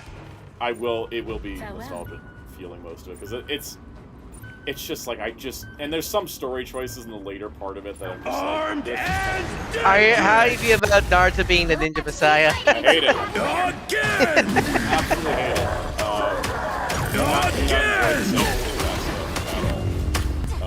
Did not enjoy that Naruto and Sasuke are like reincarnated versions of Kaguya's sons, and then they had to give us a 7-episode filler arc flashbacking to Kaguya's sons. Like, I mean, space. How do you feel about Kaguya itself? The space ninja. I created chakra. I think I was Lee, chosen to do some care. good. Kaguya just came out. I can't care nowhere. about anything Kaguya's doing because it came after how many episodes of Madara and Obito doing shit? Like, I just don't care anymore. God, I think that what fell me off on Naruto is the whole Toby, Obito, Madara. That stuff was so confusing. Like when I was trying to keep up with it as a kid, instead I did. And then, like, on top of that, like, you It'll have be all like that shooting going fish in on, a and it's just barrel. like, Oh, not just- that I. there's an do old that phrase or in comedy anything. where I you don't mean, want to put a hat on that would just hat. be. You know what? You know, you I don't want should to probably go. add battle too starts much in to your 5, joke because it stops 4, being funny. 3. And I think 2, in long-range storytelling, you don't want to add too many capture the hats on mission top area. of hats. Got But it? by the end of Naruto, Yeah, I'm like, we have a stack of 6 hats right now. What Yeah, is no, going on? because as someone who's read and watched a lot of shonen, just even Shonen Jump stuff. I feel like Naruto's the most they create stuff. Okay, I know it's kind of like Dragon Ball, but like that with Dragon Ball, I kind of feel like it's essentially because of the origins of being a gag manga, and such like that. But like I feel like Naruto, but and I guess with Dragon Ball was such a everything series that nothing kind of feels out of place. Yeah. Or I feel like Naruto, out of all the Shonen Jump series I've read and watched, I feel like Naruto's just the one that pulled a lot of stuff out of their ass a lot. I feel like honestly. No, 100%. Like, I don't even understand Like, where some of this stuff came from. Like Bleach, Bleach, a lot of the stuff from later stuff it has origins from the start of the series and such like that. Same with Black Clover, same with My Hero, One Piece. One Piece is insane when they're like, oh yeah, remember this thing? Yeah, remember when I just had a polar bear be part of Traffico Alara's like crew? Like, oh yeah, no, all the animal people come from this island. And it's like, wait, there's a whole race of animal people. They were just a random. One Piece is like One Piece is like Dragon Ball, where the the insanity, goofiness, it just fits that series. And like, but if they do go into it, it doesn't feel out of place. So that's why I don't mind. Like, I need to catch up with Daima. I've been 2 episodes behind. But a lot of the quote unquote retcons Daima's been doing, quote unquote, I don't feel it's like retcon because it just feels right. I feel like a lot of the stuff they've been adding to Daima doesn't feel out of place at all, because it goes like, oh, that makes sense. through the world of Dragon Ball and such like that. It does, and sometimes it's like, oh no, they retconned Majin Buu's origin. It's like, well, the manga never showed Majin Buu's origin. Yeah. But I think that, like, with One Piece, it's the kind of stuff I like. One Piece reminds me of Western comics. Because they'll just be like, you remember this character from, like, 8 years ago? Yeah, they're important. Which is really surprised you haven't gone to My Hero Academia, honestly. I didn't enjoy the anime when I tried it years ago. Well, what, do you watch the first episode? Or, yeah, I started from the start, and I was like, But I'm like, I kind of want to read it. If I'm going to do it, I'm going to manga it. It seems we are outnumbered. I don't know. I'm going to give My Hero another shot when it's done. I am a strong defender of my hero. I know there's a lot of issues, definitely. I'll agree on it, but like I care for that series a lot, a lot, and the like all the writing, all the story decisions, Hirokoshi makes and such like that, and such. Because I think my problem, when I talk about My Hero Academia with some people, and some people try to bring up like, oh, here's the reason why it sucks and blah blah blah, and like a lot of it, I go like, I don't think you get what Hirokoshi was doing with the series, with the writing and such. I'm not like, not like to be like, oh, I'm like a true fan, not like that, but more of like, I just like, this is what like I felt like he was doing, because it's one of those like, this is what he was clearly going for, and I just feel like a lot of people missed the point. Scenario. It's kind of like how Hiroyuki Takei's editor missed the point of Shaman King. Oh yeah, for the original ending. Yeah, where he like the original ending sucks because they basically told him you can't do the ending you want to do, and he's like, fine, I'm just gonna do it. Yeah. And then he like went back and wrote the ending later, and it's just like, oh, what were they complaining about? And then it's like, because the editor was like, no, you have to do it. Yeah, no, definitely. I have. Yeah, that's what I feel like with My Hero Academia, where some people yell at me, but like, this is why the ending sinks. And I'm like, you missed the point of what the message Hirokoshi was trying to tell since the very start of the series. Yeah. Scenario. There's only one genuine certified Star-Lord, and you're looking at him. Speaking of Shaman King, Takei finally got to do his ending. Now he doesn't know how to end it. Oh, really? Oh, is that because I was thinking Rail of Flowers? Because the reprint series that Kadakawa did. It's Kadakawa, right? No, Kodansha. Kodansha. The Kodansha reprints allowed him to write the ending to Shaman King he wanted, and it was perfect. I was like, I love this ending, this is great. And then I read Flowers, and I'm like, okay, we're doing the whole, like, it's the sun, it's the next generation, like, yada, yada, yada. I'm like, okay, cool. I got it.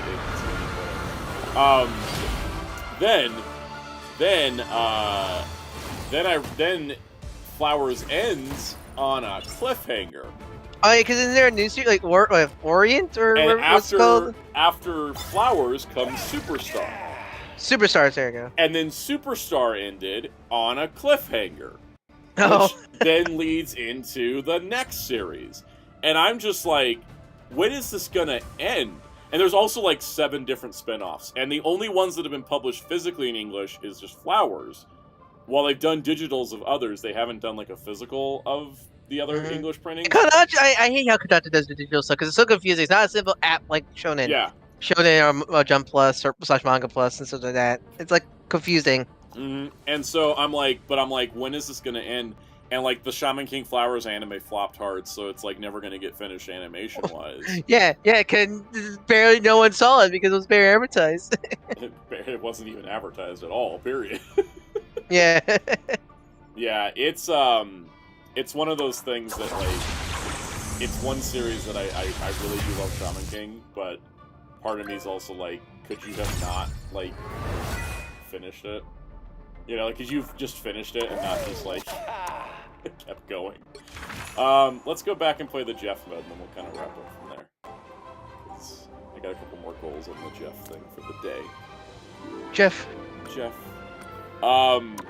Yeah, no, Naruto's gonna make me stronger though for like pretty much everything else. Because you won't hear complaints from me about runtimes. Naruto's gonna be like the second longest show I ever see in my life. number one's gonna be One Piece. I'm not gonna watch One Piece on any sort of schedule. It's just gonna be like, do I feel like One Piece? I feel like it, yeah. Yeah. I'm probably not even gonna watch. Like, I'm probably just gonna watch it like as I select the DVD sets and whatnot. That's fair. I've got all the movies.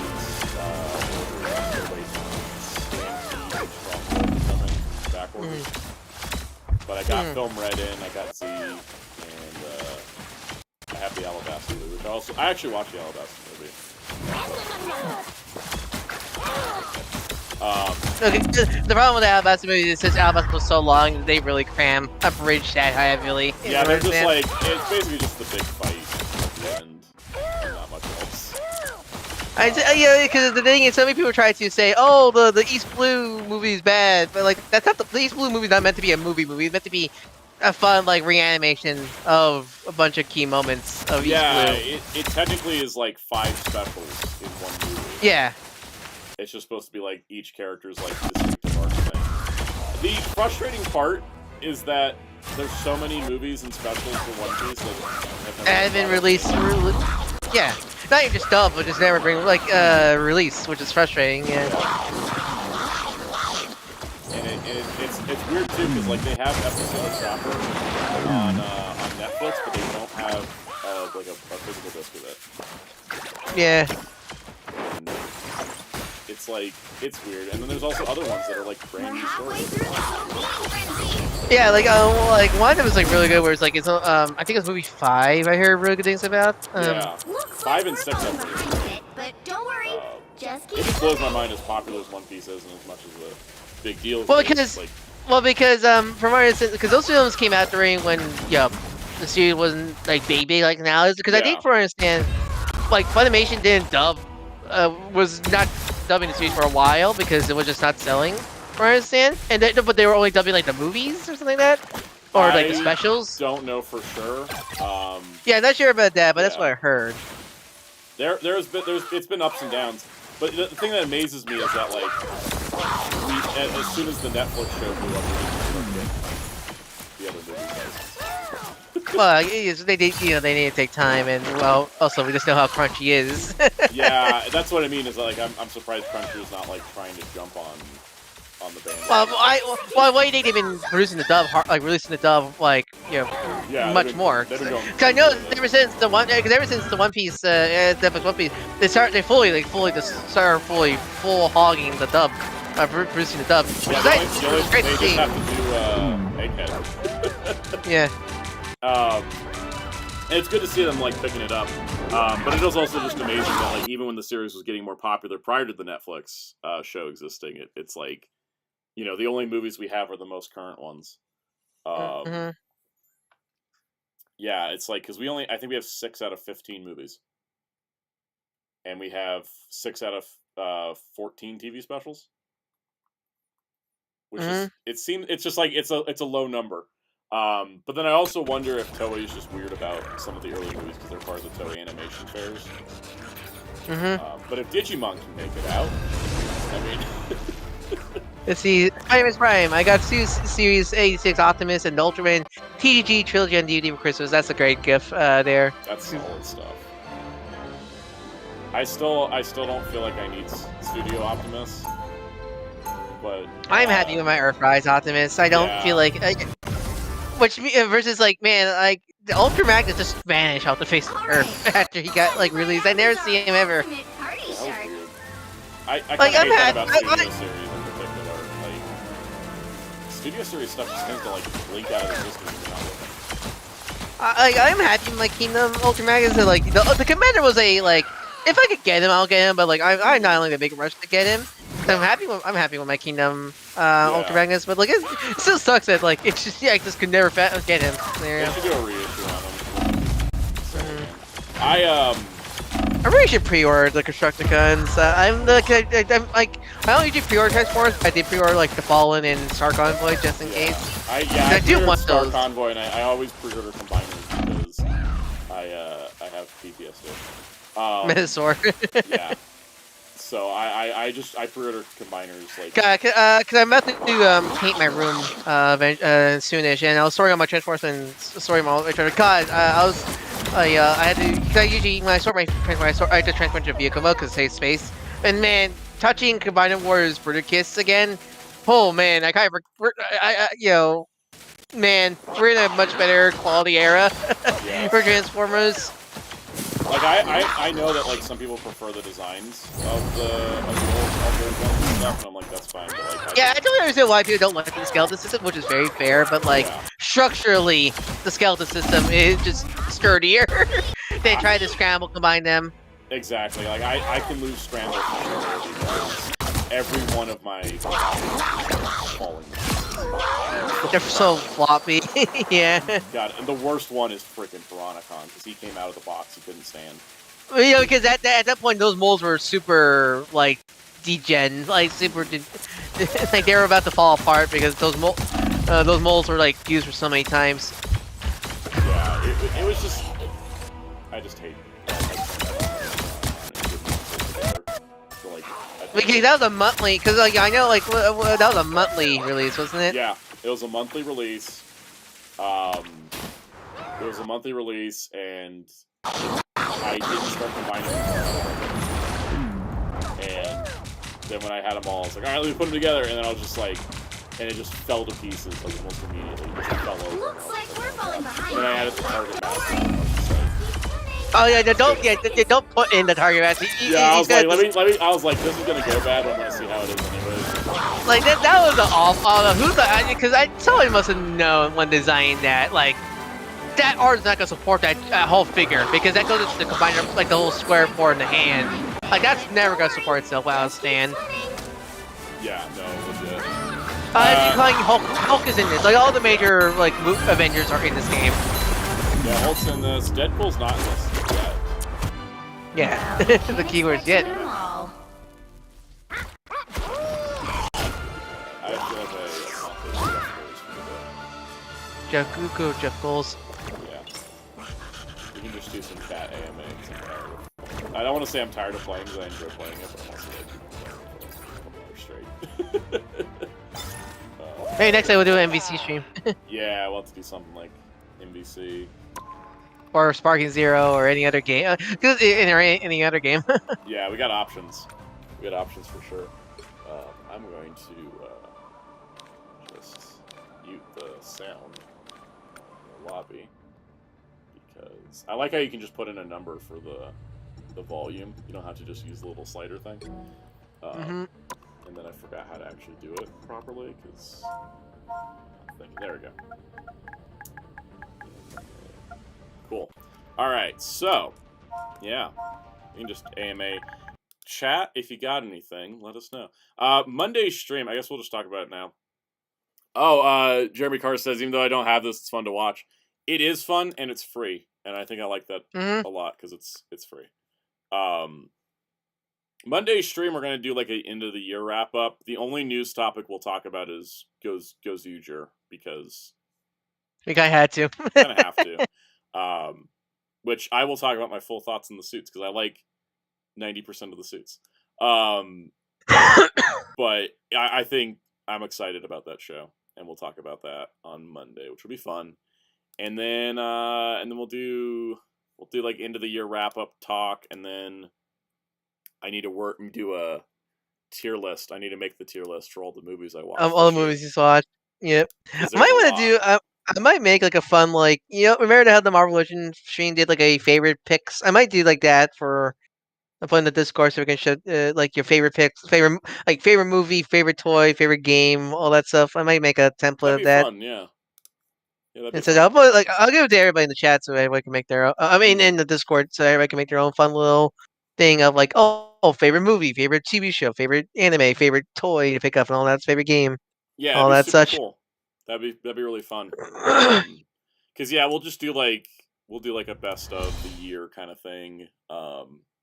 Maybe worst of the year if you have things that you're like, this sucked and I want to complain about it. Like that's valid. Absolute power. Absolute power. I mean, I'm not gonna dig out the single issues, but they're in the box, and I'm like, I don't know what I'm gonna do with these. I'm gonna sell them someday. That's what I'm gonna do.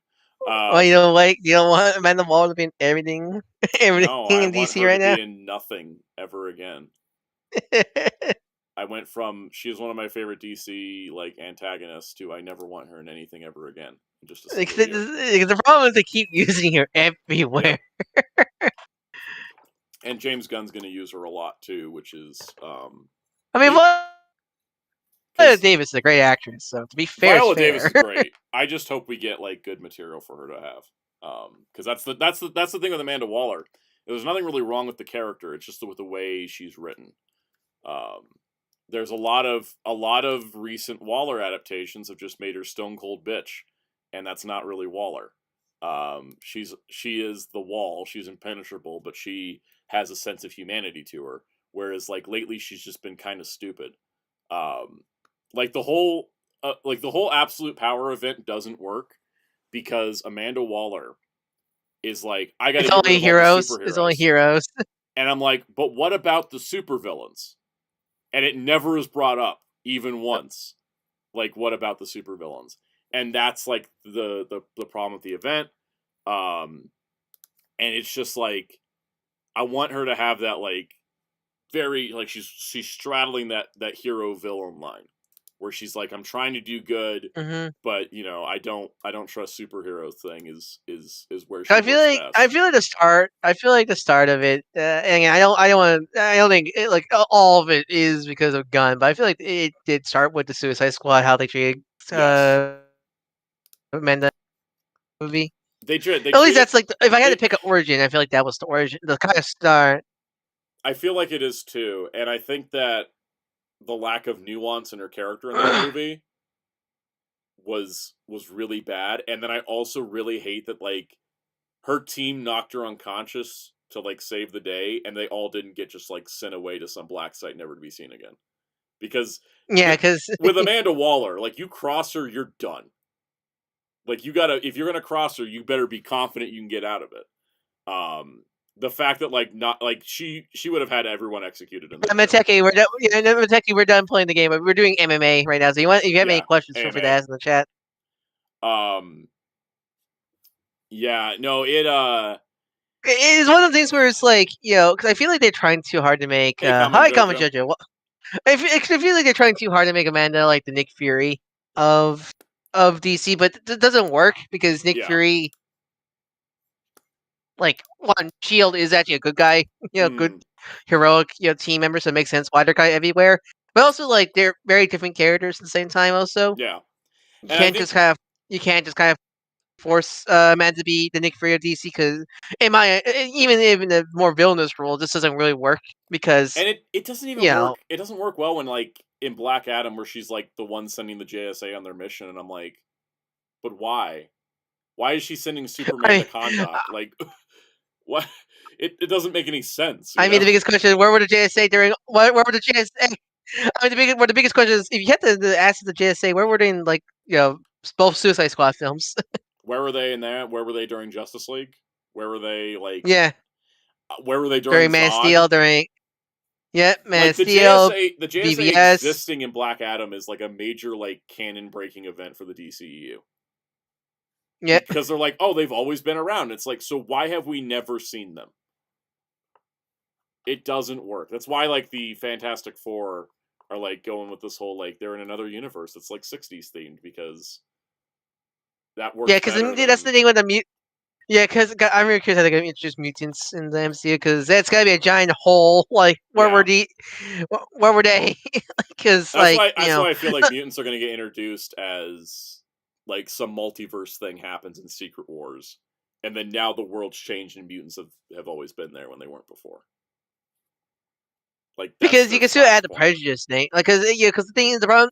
Yeah, because the problem with introducing the mutants to MCU now is why is it now the world's adding prejudice to the mutants when we have everybody else in the MCU and stuff like that. The biggest way that it's the best way that it's worked in the comics with the mutant metaphor and the way that people hate the mutants is the best way it's worked is that people are afraid of mutants because anybody could be a mutant and therefore anybody could be dangerous. Whereas they're not. Yeah, because just because you're a mutant doesn't mean you're a super. Yeah, just because you're a mutant doesn't mean you're a superhero, right? And it works when you have people like Magneto being an aggressor, right? Like kind of like we got to. It also works with mutant abilities as they come out of nowhere. So such mutant abilities can be very dangerous because one moment you're sitting next to your classmate, oh no, you're on fire because he accidentally sneezed fire. I knows the moment his X gene activated is stuff like that. Yeah, and then you have like the flip side of it when you have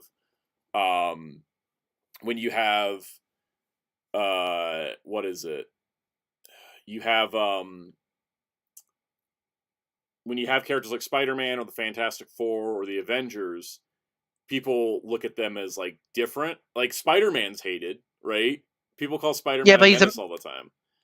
Well, he's a mass vigilante. No one knows who Spider-Man is and because where his powers came from. And then like the Fantastic Four are like, well, we went to space and got our powers, and people are like, okay, that's fine. It's the difference between with Fantastic Four, they were public. They were already public. Yeah.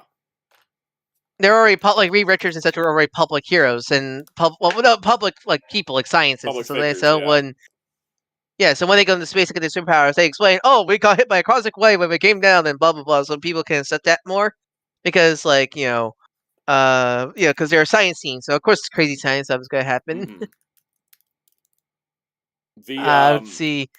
Yeah, it's one of those things that's like tricky. MJ Klein, I love MJ Klein. We're talking about the Justice Society. What were they doing? Super Friends.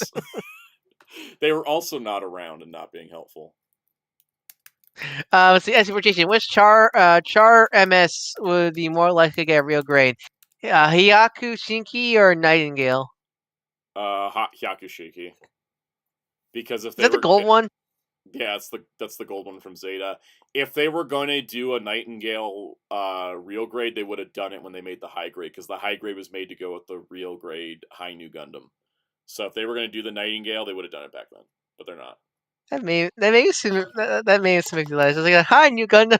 Hi, New Gundam. Hi, Zoc. Hi, Wade. Hi, Wade. Hi, Miko. Exactly. Yeah, I think they're going to do a Hyakushiki. It's not going to be gold plated like the Akatsuki though, or the Fenix. So let's see. In space on dimension. This could be a funny joke and commercial MC and mutants. Get out, Spy! You're not a mutant. Yeah. Was there a gag where was there a gag in the comics where Peter tried to get into Charles' school, and he's like, Charles like, no, you're not a mutant. Get out of here. Basically, yeah. I know. Which series was he where he taught as a teacher in the Xavier school? Was it? That was after Wolverine died.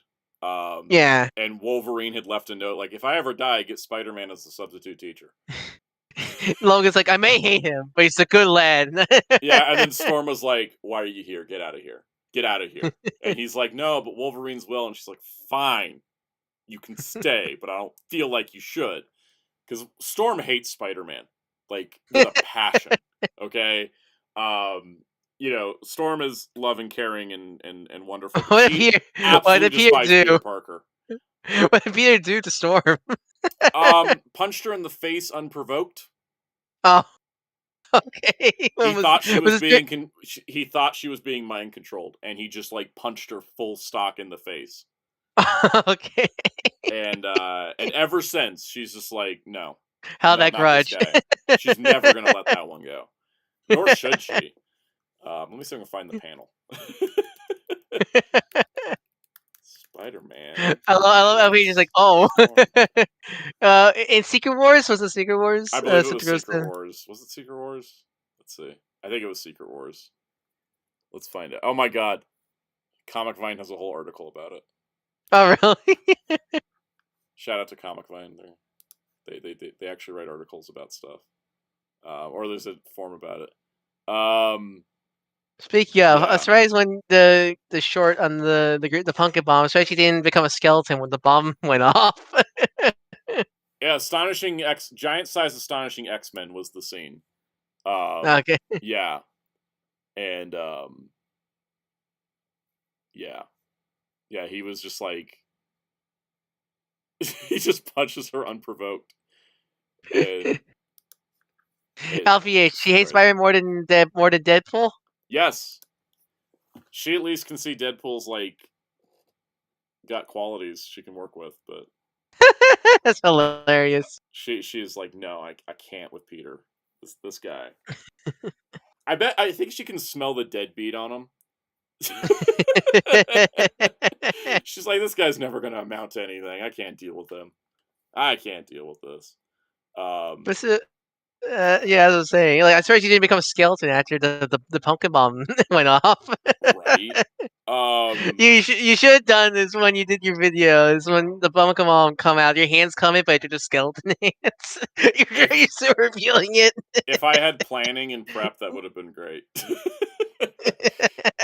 Both of this week's shorts, I shot and edited both of them in like 2 hours. I was just like, but yeah, what was your reaction? What was your reaction to how heavy the Phoenix, Phoenix face the giant weapon? Bird. Yeah, this thing is thick. Like you can blunt. It's a blunt object. You can probably hurt someone with it. It's that blunt. It's got spiky bits to it. It's very blunt. It's very cool. I like it. Do you also got confused trying to assemble it? Because I remember when I was trying to assemble it, I got confused how to lock everything together. Yeah, I wasn't 100% certain on how to get everything together. Because there was no instructions. That was my problem. There was no instructions. It's like a problem I have with some of the Build-A-Figures where I'm like, could you just include like one sheet of paper or a QR code to show me how this goes together? Yeah, because it's like, how do I do this? Yeah, it's crazy. By the way, Spider-Man punching Storm was not the worst punch that Spider-Man's ever thrown. Really? There was the time he murdered a woman. Oh, yeah. Yeah, he was fighting Wolverine, and then Wolverine was like, you gotta stay down, and Spider-Man got really pissed and like put all of his anger into one fist, and then turned around and then just like decked a woman and killed her immediately. What? and it was and the thing is that the woman knew that like Spider-Man was pissed off at Wolverine and was probably gonna like go for a killing blow, and she was like part of like some like organization that was never gonna let her go, and she was just like, you know what, this is a good way to die. So she was like, I'm gonna go tap Spider-Man on the shoulder and see what happens. And Wolverine's just like, yeah, no, this is probably the cleanest solution. She wasn't getting out of that organization. And Spider-Man's just like, and I have to live with that? And Wolverine was like, yeah, you get used to it. Mm-hmm. Same epic collection as Kraven's Last Hunt and The Wedding to MJ. Wait, really? All 3 of those are in one book. It's like there's an X-Men epic collection that's like Fate of the Phoenix, which has the Dark Phoenix Saga, Days of Future Past, and like one other like notable storyline all in one volume. And it's like, how much Pete can be in one volume? Same with what is it, Second Genesis, the first like Claremont epic for X-Men. It's like you get the giant-sized X-Men, the mission with Thunderbird and on Krakoa, and then you also get the Phoenix Saga, and you get like the old X-Men versus the new X-Men, and it's like, that's a insanely good, like, the Claremont run in general for X-Men, like any of those volumes are good, but like the first one and the third one are like amazing. It's just like, here's the most iconic storylines in 2 books. And then there's one in between that's not as iconic, but still has some good stuff. And then the next one they're putting out, the one that came out this week, also is like, it has God Loves, Man Kills, which is like the main inspiration for X2. And also like... they made the inferior version. Yeah. And then also it's like this insanely like relevant book because it's all about an evangelical like TV personality like trying to claim that mutants are the spawn of Satan. God, this thing is like, yo, I and think then they X2 took that character and then made him a military guy in X2. I know.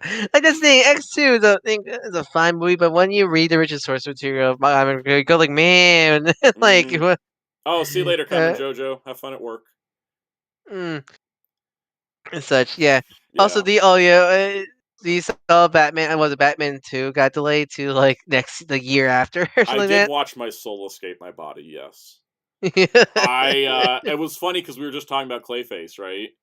Yeah. And we were like, man, Clayface coming a month before the Batman Part 2 is a really risky bet. And James Gunn was like, I don't see a problem with this. And I'm like, why don't you see a problem with this? And then the Batman 2 got delayed to till 2027, and I was like, oh, that's why you didn't see a problem with this. He's like, he already knew that delay was coming. He was like, nah, it's fine. We can put Clayface there because now it's a year before the next Batman movie as opposed to a month. It's one of those things where it's like I saw someone make a point where it's like Sonic was able to go to trilogy in 4 years. I know. In the time between Batman 1 and Batman Part 2, we're gonna have 3 Sonic movies and a show. No, I think 4. I think 4. No, 3 because Batman Part 1 came out in 2022. Right. So we had Sonic 2, then 3 Knuckles, then 3, and then 4 scheduled for 2027. But it's a summer release, not a fall release like Batman. So we'll have 3 Sonic movies and a TV show for a second Batman. And the only other Batman material we've gotten was a comic book series and a HBO show. Because apparently Clayface is not a Reeves-verse movie, and it's a DCU movie. Wait, what? It is? Oh, yeah, James Gunn said it is, and I was like... Oh, so it's going to be down to a Clayface then. I gotta say that I have a sneaking suspicion that they're saving the announcement for a particular time. I have a sneaking suspicion one of the reasons why the Batman Part 2 keeps getting delayed is that they're not going to make Batman the Brave and the Bold. Because Andy Muschietti someone asked him, when's Batman the Brave and the Bold happening? He's like, oh no, I think I'm going to make another movie before that. It's on hold right now. And I'm just sitting here like, are they just going to merge the 2 universes and they're going to announce it at a later time and that's why the schedule's shifting around and stuff? So it's like, oh, Clayface is a DCU movie, but it's like also the Batman Part 2 is now a DCU movie. Robert Pattinson just walks up to David Corbett's Superman, so he's like, "Sup, hey." that would be great because I think those, and that's the thing too. David Corenswet is the kind of guy you cast as Superman to play opposite Robert Pattinson's Batman. It's gonna be like in the How Should Ended videos. They're just gonna be in the coffee shop, full costume and everything. Exactly, but no, I just have a feeling that something's gonna happen in the next year. I think maybe it makes me hope that maybe they realize having 2 Batmans at the same time is gonna confuse the general audience to no end. Because like there is, and I mean this with the greatest sympathies to, Gunn has to figure out a lot of shit with DC because DC's just in such a bad shape. And so I don't envy his job. But I think that if he tries to do 2 separate Batmans, like one for his universe and then also the Robert Pattinson one, it's just going to be an unmitigated disaster. There's no way I see that working, right? Because it's not like, like if it was like different, because, I was talking with my partner about the whole embargo thing. Like, it makes sense for like, because the DC embargo, much as we like to make fun of it, it made sense at the time because, that's, Batman was a guest star in Justice League because they didn't want to have people confused if Batman from Justice League is the same Batman from the Batman, and that's why I took Robin into season 4 to appear because they didn't want to think the Robin from the Batman is the same Robin as Teen Titans, so kids didn't go like, why is he there and also there at the same time and stuff like that. It only got stupid when like, oh, you can't use Scarecrow because he's gonna be in Batman Begins, even though that's a cartoon and that's a movie. Yeah, exactly. I never understood the cross medium embargoes. I understood it was in the same like parallel medium line. Yeah. And so I'll welcome Legendary Magic Turtle. But I think that like I'm hoping that Gunn realized you can't just have 2 completely separate live action Batmans at the same time. It's just because look at Marvel. They've been trying to have like multiverse variants and it's just been making everything messier, right? But they've never gone, you're going to get an Andrew Garfield Spider-Man movie, and then, like, a year later, you're going to get a Tom Holland one. Tom Holland. Like, they know that you got to keep a main version. And so, maybe Sony wants to do that now. and that's still, if that's Sony doing it, that's Sony's, but also look how messy Sony's movies, like, the thing is, and this is the sad part, one of the things that's causing MCU fatigue and MCU burnout and overall superhero fatigue with the general audience is Sony, because the general audience doesn't understand that Kraven, Madam Web, Morbius, and Venom are not part of the MCU. The like as much as it's very clear they're not. The general audience doesn't realize those are separate. That's a separate studio making movies because they see Marvel and they assume it's all connected. And it's the same media, like, it was like animated. It was like animated. No one thinks the Spider-Verse films are part of the MCU because they're animated. They technically are. Yeah. But no. nobody thinks it's like different mediums. Whereas like with DC, they already have a problem enough as is with the way that the DCEU was, where every movie had a different tone and different style. Like it didn't feel like the DCU doesn't feel like a connected universe because there was no consistency to any lore, right? Like we just talked about the JSA, just like suddenly existing, right? Well, yeah, no, it's just a tone also. Tone also, yeah, just all over the place. And so I think that like with DC, they already had this problem of like Joker, right? Like where Joker at least doesn't feel like a comic book movie, so it can feel different. But Robert Pattinson's Batman can't also it coexists with another Batman. Like people are gonna pick one they like more. Like, right? And for Gunn, if he makes if he were to go with the original plan, which I think is off the table at this point, if the original plan of having 2 separate Batmans, the audiences are gonna pick one or the other, not both. And it's gonna cause its own war. And because of the quality of Matt Reeves' filmmaking, people were likely gonna pick Robert Pattinson as the Batman to support, and that's a problem because he's not in the connected universe. He's also because he's Robert Pattinson. Let's be fair. Exactly, Also. he's so good at the role too. And so the thing is, whatever Gunn would do with Batman would be immediately compared to Robert Pattinson without any question, right? And so I think it's a lot smarter to just like, to just merge Robert Pattinson's Batman into the universe. Just merge them in. Like Gunn's DCU is very nebulous right now. You can merge it in now, right? It just started. It just started, right? Like Creature Commandos has a nightmare vision that has a bunch of characters in it. Like, I put my foot down on my soapbox that Blue Beetle was the official start of this universe. I mean, I know that like there's some event lineup things with the Suicide Squad and Peacemaker, but I kind of consider those the beginning of the DCU, like the episode 0, because Gunn is using those. Yeah, Peacemaker season 2 stuff in Creature Commandos is based off of stuff in the Suicide Squad, like. It's like episode 0 was Suicide Squad, Peacemaker, and Blue Beetle, right? Yeah. And then like your first prequel is Creature Commandos, and then your episode 1 is Superman.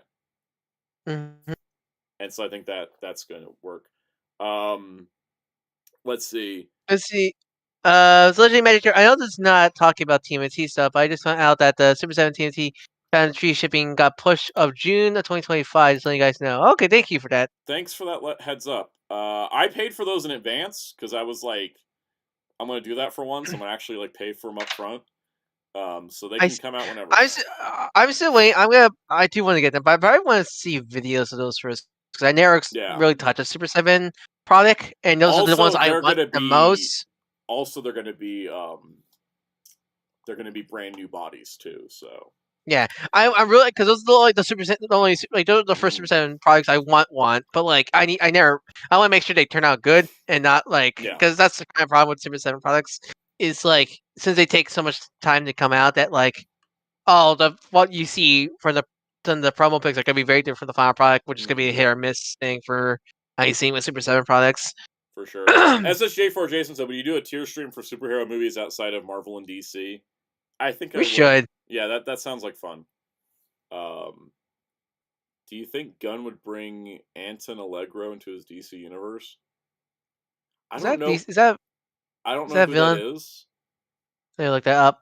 But if it's an obscure DC character, then yes, because Gunn loves obscure DC characters more than me.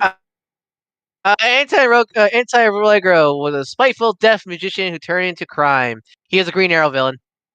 Yeah, he's gonna just totally show up. That's the kind of character that Gunn would pull for a movie or a show or something. I'm still waiting for. Wait, I must say I still want Patrick Leaper, but he is in the MCU technically. Yeah, he is. But not his twirly mustache, beautiful self. Nah, they just have an angry Frenchman that does flips. I know. He's like they should be all gaudy. He should be all gaudy, damn it. I was so happy when he showed up in Falcon the Winter Soldier. Though I was like, oh, a villain that didn't just get killed off and forgotten. I know. Henry Winkler. We already have Henry Winkler Sandwich Book. Didn't he play him in Brave and the Bold? I think so. He was also in Black Adam. He was really. He was Black. It's the father. Yeah, it's the father of Adam Smasher. Yeah, he was the original Adam Smasher. Do you think, Chris Secure? Do you think Gunn will do something about Zatanna? The question. I think yes. I think yes to both because both just got comics. Which they're always They're always testing the waters with comics before they make movies. It's always. I'm glad Satana's back. I'm glad Satana's coming back and more stuff in comic. I love her. The Question comic right now is really good. Like, I need to read that. Renee Question. I should get that. I think about DC stuff. It's just so much as miniseries. I feel like I go like, oh, it's reading trade, which I don't want to do My at problem all. is that DC's like, it's a miniseries for now, but if it sells well enough, we'll make more. And I end know. up buying them single instead of like. Yeah, I think for me with DC, it has to be. I think I need to really, really click with it if I hear about it. Like that's what Spirit World I'll always champion. Like that was my favorite. Like that was my favorite book of 2023. I love Spirit World. And I bought the I bought the Birds of Prey issue that features Alyssa in it just because she was in it or they were in it. Which was a bit confusing because it was a middle of a story arc, but I did love the art style change. It just turned to Powerpuff Girls for a moment there. Love that art style. MJ Klein says, "Will the Flash get rebooted in DCU?" Yes. Gunn said it's happening, but it's not going to happen for a while. It better be Wally. That's all I want. According to the Creature Commandos art team, because there's like a dream sequence that shows like the Justice League dead or whatever. But according to the art team, that Flash is Wally West. Good. I'm glad. Be happier about. Yeah, because. Yeah, I saw some people go well, Barry needs a good chance. So they post we got one. Barry got 7 seasons of TV. There's only one Wally more than Flash. Barry deserves. Okay. Yeah. We only got one Wally Flash, which is Justice League, the Justice League animated series, and that's it. I know Wally's appeared in other stuff, but he was Kid Flash. I want Wally as the Flash. And also, Wally as the Flash in Justice League still was taking all the Barry Allen elements. Yeah, he was still gonna be. He was still a bit more Wally than Barry, but still it's definitely he still was working in a crime lab and yeah, he's still a combo. He's still one of the combo characters the DCAU loves to do. Yep. I was just looking at the comics that I have on DC Universe to kind of remember some other titules because I'm blanking. Tom King's writing Black Canary, which is not my favorite thing. I said I saw that. I'm like, nope, not reading that. How's the Cassandra? Oh yeah, Flash was actually 9 seasons. Sorry, I was thinking of Arrow that was 7. Have you read the new Cassandra series yet? I have. How is it? It's good. I like it. I think she's getting used better in Birds of Prey, but it's also only been 2 issues. There was also I didn't speaking of Kelly Thompson. I didn't pick up Challengers of the Unknown. Even though it's the Challenges of the Unknown. Every time I can think of all I can think of. Teen Titans Go gag. Oh yeah. Yeah. The gag was so good. Oh, do you saw the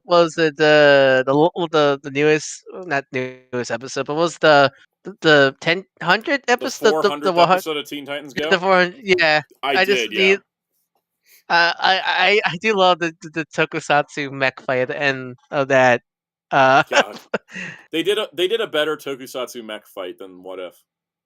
Yeah. But no, Teen Titans Go's 400th episode being mostly stop motion and having I love that. suitmation stuff. I was just what the hell? Part of me, I was who approved this because they deserve a raise? My only problem with that episode, my only issue with that episode is Superman was the villain. I was hoping oh, maybe it's Ultraman or some no, Superman in the Teen Titans Go universe is just a dick. I don't like that. My ongoing headcanon is he's got red kryptonite stuck up his butt. I hope. I know it's just a gag, but as Superman fan first, I get a little annoyed when I see Clark being evil just because scenario. Legendary Magic Turtle has been following the channel since last year, 2023. I think it was the video talking about the TMNT 2003 DVD set. That was a big deal. I think both your Turtles DVD. I think your Turtles. I can't wait till you release your home video of Turtle history. I think both your every time you talk about Turtles, has been doing very well with the home media scene. I will say one of the funniest comments I got on the 87 video was someone that was I clicked on this thinking it was James Rolfe, and I was like, is that a compliment or were you disappointed? Well, I think it's more to get flashback because I think James Rolfe was the first to really call out the craziness of the DVDs. Yep. So I think it was getting flashbacks to that with that your. That was my first video of his that I liked because I've never been a fan of any angry video game nerd. No, yeah. My favorite stuff for James Rolfe is always like the movies, because he's clearly, because that's clearly more where his favorite, where he's more familiar with his favorite stuff to talk about is. Yeah, I love listening to his movie discussion videos and stuff like that. I'll never watch his video game stuff, but I always watch his movie stuff. So Jamie Carr, what one new comic / manga series movie are you looking forward to in January? Okay, let me just think about this. Let me go check my pull list for January. Let's go see. I think is Silverhawks in January because I'm so excited for Silverhawks. See anything? Let's see. Movie wise, there's like no movies, but Star Trek Section 31 I'm looking forward to. But yeah, all the stuff in January is the stuff I've been reading. Is there anything coming out in January? Let's That would see, be interesting. starting in January. Let's find out. Marvel, check Marvel. So Marvel. Ooh, Erica Schultz is doing another Daredevil miniseries, which is that exciting. sounds nice. Cable's getting a new book, Love and Chrome. Excuse me, why do I have 16 comics on the third week? Oh yeah, Magic's miniseries coming out. Oh, Ultimate Wolverine's in January. Oh, I thought that was February. I was definitely getting that one. Yeah, that I'm hyped for that. I might get the Magic one because it was that's like Magic's first miniseries or Magic's first in a long time. I think it's her first solo book ever. I might get that because I really love Magic, so I might get that. Oh, Doctor Doom and Rocket Raccoon. That's a one shot, but that's exciting. I hope that follows up from stuff from the Outwings run. I hope so too. Who's writing that? Oh, it's J. Michael Straczynski writing it, which is exciting. Oh, nice. And yeah, Silverhawks starts in January. I'm probably most excited for Silverhawks because no one's done anything with Silverhawks since the show ended. And Silverhawks. I mean, even if it's like adapting stuff from the cartoon, it's gonna be at least something unique because it's not like the first adaptation since the show. The 80s show. Because that's the problem with the Thundercats book. Is it just borrows stuff from original in 2011, right? Yeah. And they introduced a new character, and then I immediately lost interest in it. Oh, really? They were like, here's this new character, Apex, and I read the one shot, and I was like, ooh, who is Apex? And I was like, that was the most boring possible answer. I'm going to say because I don't think anybody on the stream cares about spoilers. I read it, so I have no interest reading it. I love Thundercats, but from what you tell me, I have no interest. Here's this new mysterious character, Apex. He wears the Thunderian crest. He's so mysterious. What's his deal? Angry Lion-O from an alternate future where everyone died. Wait, really? He's not even a new character, just evil alternate version? I was like, oh, we're doing this? We're doing this? We're just gonna... It's just basically Old Man Logan. Especially this early. Especially just early in the run. A year into the book, and I'm just like, really? I was like, oh, cool, new character. And then I read the one shot, and I was like, oh. Are you gonna get the Storm Life Dream one shot? The 50 Years of Storm? Definitely getting that. Goku Black, yeah. It kind of had the same vibe. I was just like... let's see what's coming up. What's coming up for DC? Shazam. Justice League Adam Project? That sounds cool. Have you read the new Justice League Unlimited series? I really like Justice League Unlimited. Alright, that's good. I am picking it up. I might go read that, since that's going to be ongoing. I might go pick that up. Yeah, that one's great. Aquaman's new series coming out January, finally. Yeah, I'm probably not going to buy it just because I'm overloaded on books right now. Oh, Jeremy by Jeremy Adams. Okay, that's it. Gets you interest already. Another thing with comics is that there's some books that I'm buying just because I want to keep the characters alive.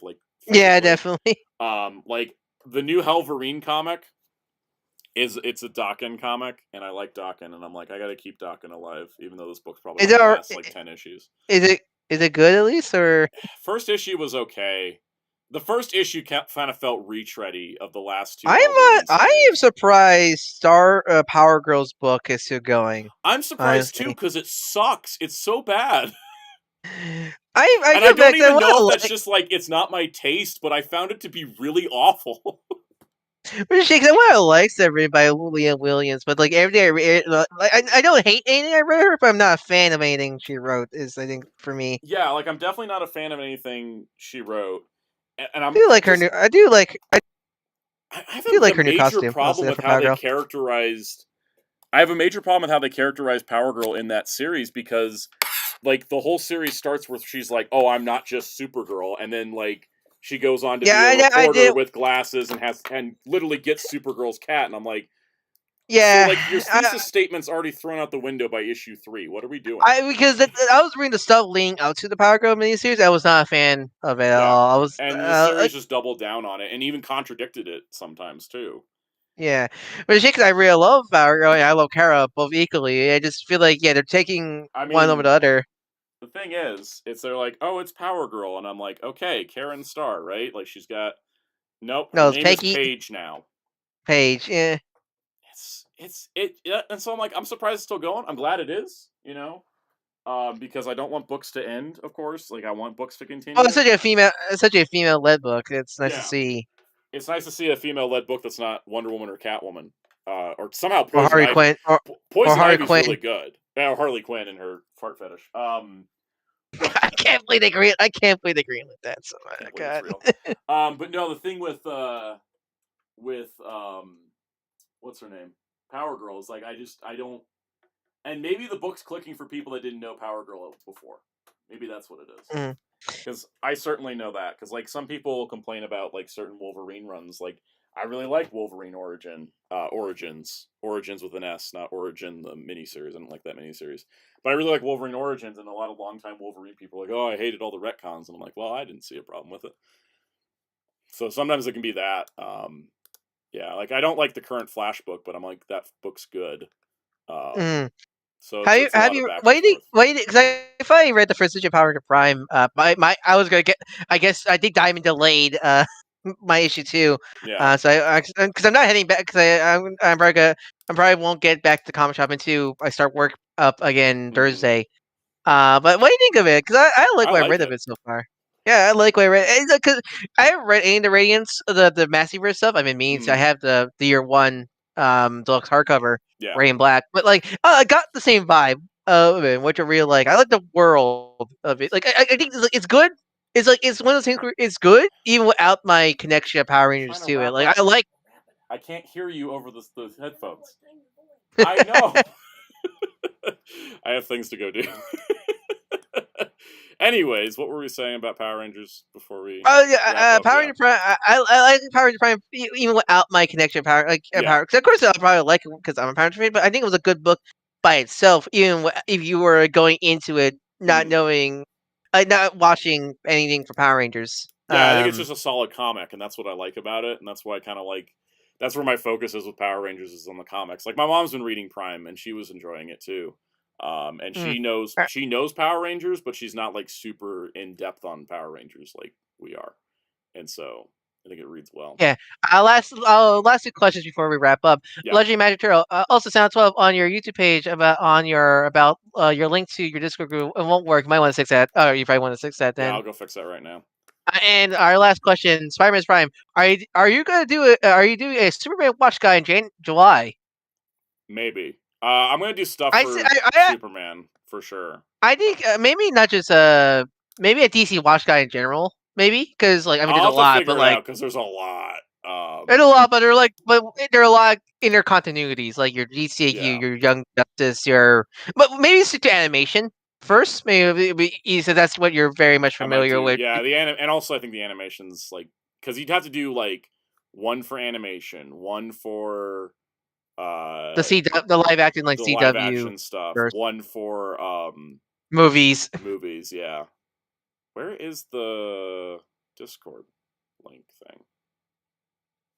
You want to hit the. You want to go to I found it. Yeah, it's in my channel. But yeah, I think a DC animation watch guy is easier to manage because they're very much grouped in their own subcategories and such as that. And plus, that's the most Superman content out there is animation. Okay, no limit. Wait, expired never. Oh, that's probably the problem. There we go. Then why is it copying the text as hidden use copy button? Discord, why are you being weird? Show me the link. I can't wait for my Avengers Season 3 so much. Oh, I know why it's doing it. It's in streamer mode. There we go. My Avengers Superman is... There we go. Now I got the link. Okay, the Discord link should work now. because I know Discord did some updates. All right, we got to wrap up because I got things to go do. I see Legendary Magic Turtle has joined the Discord. Welcome. Huzzah! Always remember, read the rules, have fun. Hey, thank you for all coming for this. Thank you everybody for joining our stream.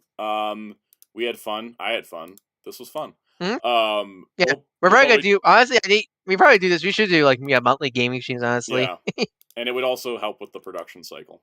And maybe we'll do them on Wednesdays even because Friday's usually the big video. So Sundays, Wednesdays videos archive filler. Not to say all of them are bad, but like some that are. Oh no! Like I'll tell you which videos are crap. Fillery. You have the whole. Yeah. Because sometimes you have Fridays where you go like, crap, I don't have an idea, or something you have. Oh wait, no, you have your Friday. You have Friday's usually your big production video, and then Wednesday's sort of like a nice like smaller video, and sometimes you don't have that for Wednesday. Because usually my schedule, I try to do like Mondays, I film Wednesday's video, Tuesdays I edit it, it goes up on Wednesday, and then Wednesday I film Friday's video, Thursday I edit, and then it goes up on Friday. Like that's kind of the way it goes usually. But a lot of times, because I stream Monday and Tuesday, I have less time to work on videos. So the Wednesday video is usually less intense than the Friday, unless it has to be timely. Like the 87 Ninja Turtles video is kind of big, but I put it out on a Wednesday because I was like, I need this out now. So that's kind of how that goes. So, anyways, it might honest if it might be like even better honestly if every Wednesday we stream a game, then Friday and you just make if Friday's your big videos on like maybe not for every month, but like maybe sometimes when we gotta build the audience first so that YouTube is like, oh, this works, because that's basically got to teach the algorithm that the audience is there for it, and I think we can do that. So we'll definitely work on that. I need to get going though because I got things to do. So let's plug your stuff. Follow me at Dark Secret Tree on YouTube and Blue Sky. Do art commission like the ones you see this very channel. You want any? Feel free to DM me on your Blue Sky or Sounds Disco Protocol. Link in the description below. And on that note, we'll be back Monday for our normal Monday stream. There'll be videos next week. It may be a little bit. I mean, both videos next week may be more fillery because I'm going to start working on the rundown stuff because that January. Don't you have your? Don't you have your haul, your quarterly home media haul? Blu-ray haul. So coming up in the next couple weeks would be Blu-ray haul, G.I. Joe Compendium Kickstarter video. I'm going to do a comic haul for the things that weren't covered in Omnibus October, just to see if that does anything. Just be like, be like a trade. It won't be like single issues because that'd just be too much. But like, it'll just be like trades, hardcovers, that kind of thing. And then also a video on the Memorial Edition Oger Caliber is coming. Not next week because I need time to like. I think honestly maybe the haul like the G.I. Joe and Blu-ray haul will be better. That'll probably be next week, and then the week after, like it'll be like a Wednesday video. Be like, here's a haul video, and then I'm like working on the Marvel rundown or something. Because I think Marvel's gonna come first because I have most of that filmed. I just need to film Titania and Wolverine. Yeah, then, I need to work on. I'm probably gonna start working on the art assets for that this week, probably. Yeah. So and it may not, and depending on how things go, rundown season may not start the first week of January, but the second week, just depending on how it goes, because I still got a lot of work to do on. Not the first week, because that's only next week. You won't get that. Yeah, it's true. But anyways, we're gonna start rundowns in January and then early February kind of thing. They're just gonna be weekly, best we can. The Marvel one is. Like everything's filmed except for Titania and Wolverine, and then that takes like 30 minutes tops, not even that long, 10, 15 minutes. Then it's just a matter of editing and all that, and then the G.I. Joe one I still got a ton to film. I'm so backlogged on G.I. Joe filming because the G.I. Joe figures take way longer to film than anything else. They're too good. They're too good. The accessory counts to get all the accessories shown off. It's a lot. I'm gonna. Next year's G.I. Joe rundown, I'm changing the format. Like, I'm just going to completely change the format. Because, like, this year, I still am going to go with the two-shot, front, back of figure. Oh, show the figure holding every accessory kind of thing. Probably in the future. Probably if you just do, like, a nice, display of, like, all next year it's on the ground. Be front, back of figure, and then just, like, all the accessories laid out on the table. Maybe one photo of them with the accessories on the figure. Also, because usually when I do the front back, I put all the accessories on them that fit. Like, I store all the accessories on them, then I do the front back. And then I'll do like one action pose, and then I'll show all the accessories they come with. And that way it'll streamline the production process. Because I still got to film like 20 G.I. Joes. So, but on that note, we'll be back, and we'll have fun. And thanks everybody for joining. And we'll see y'all next time.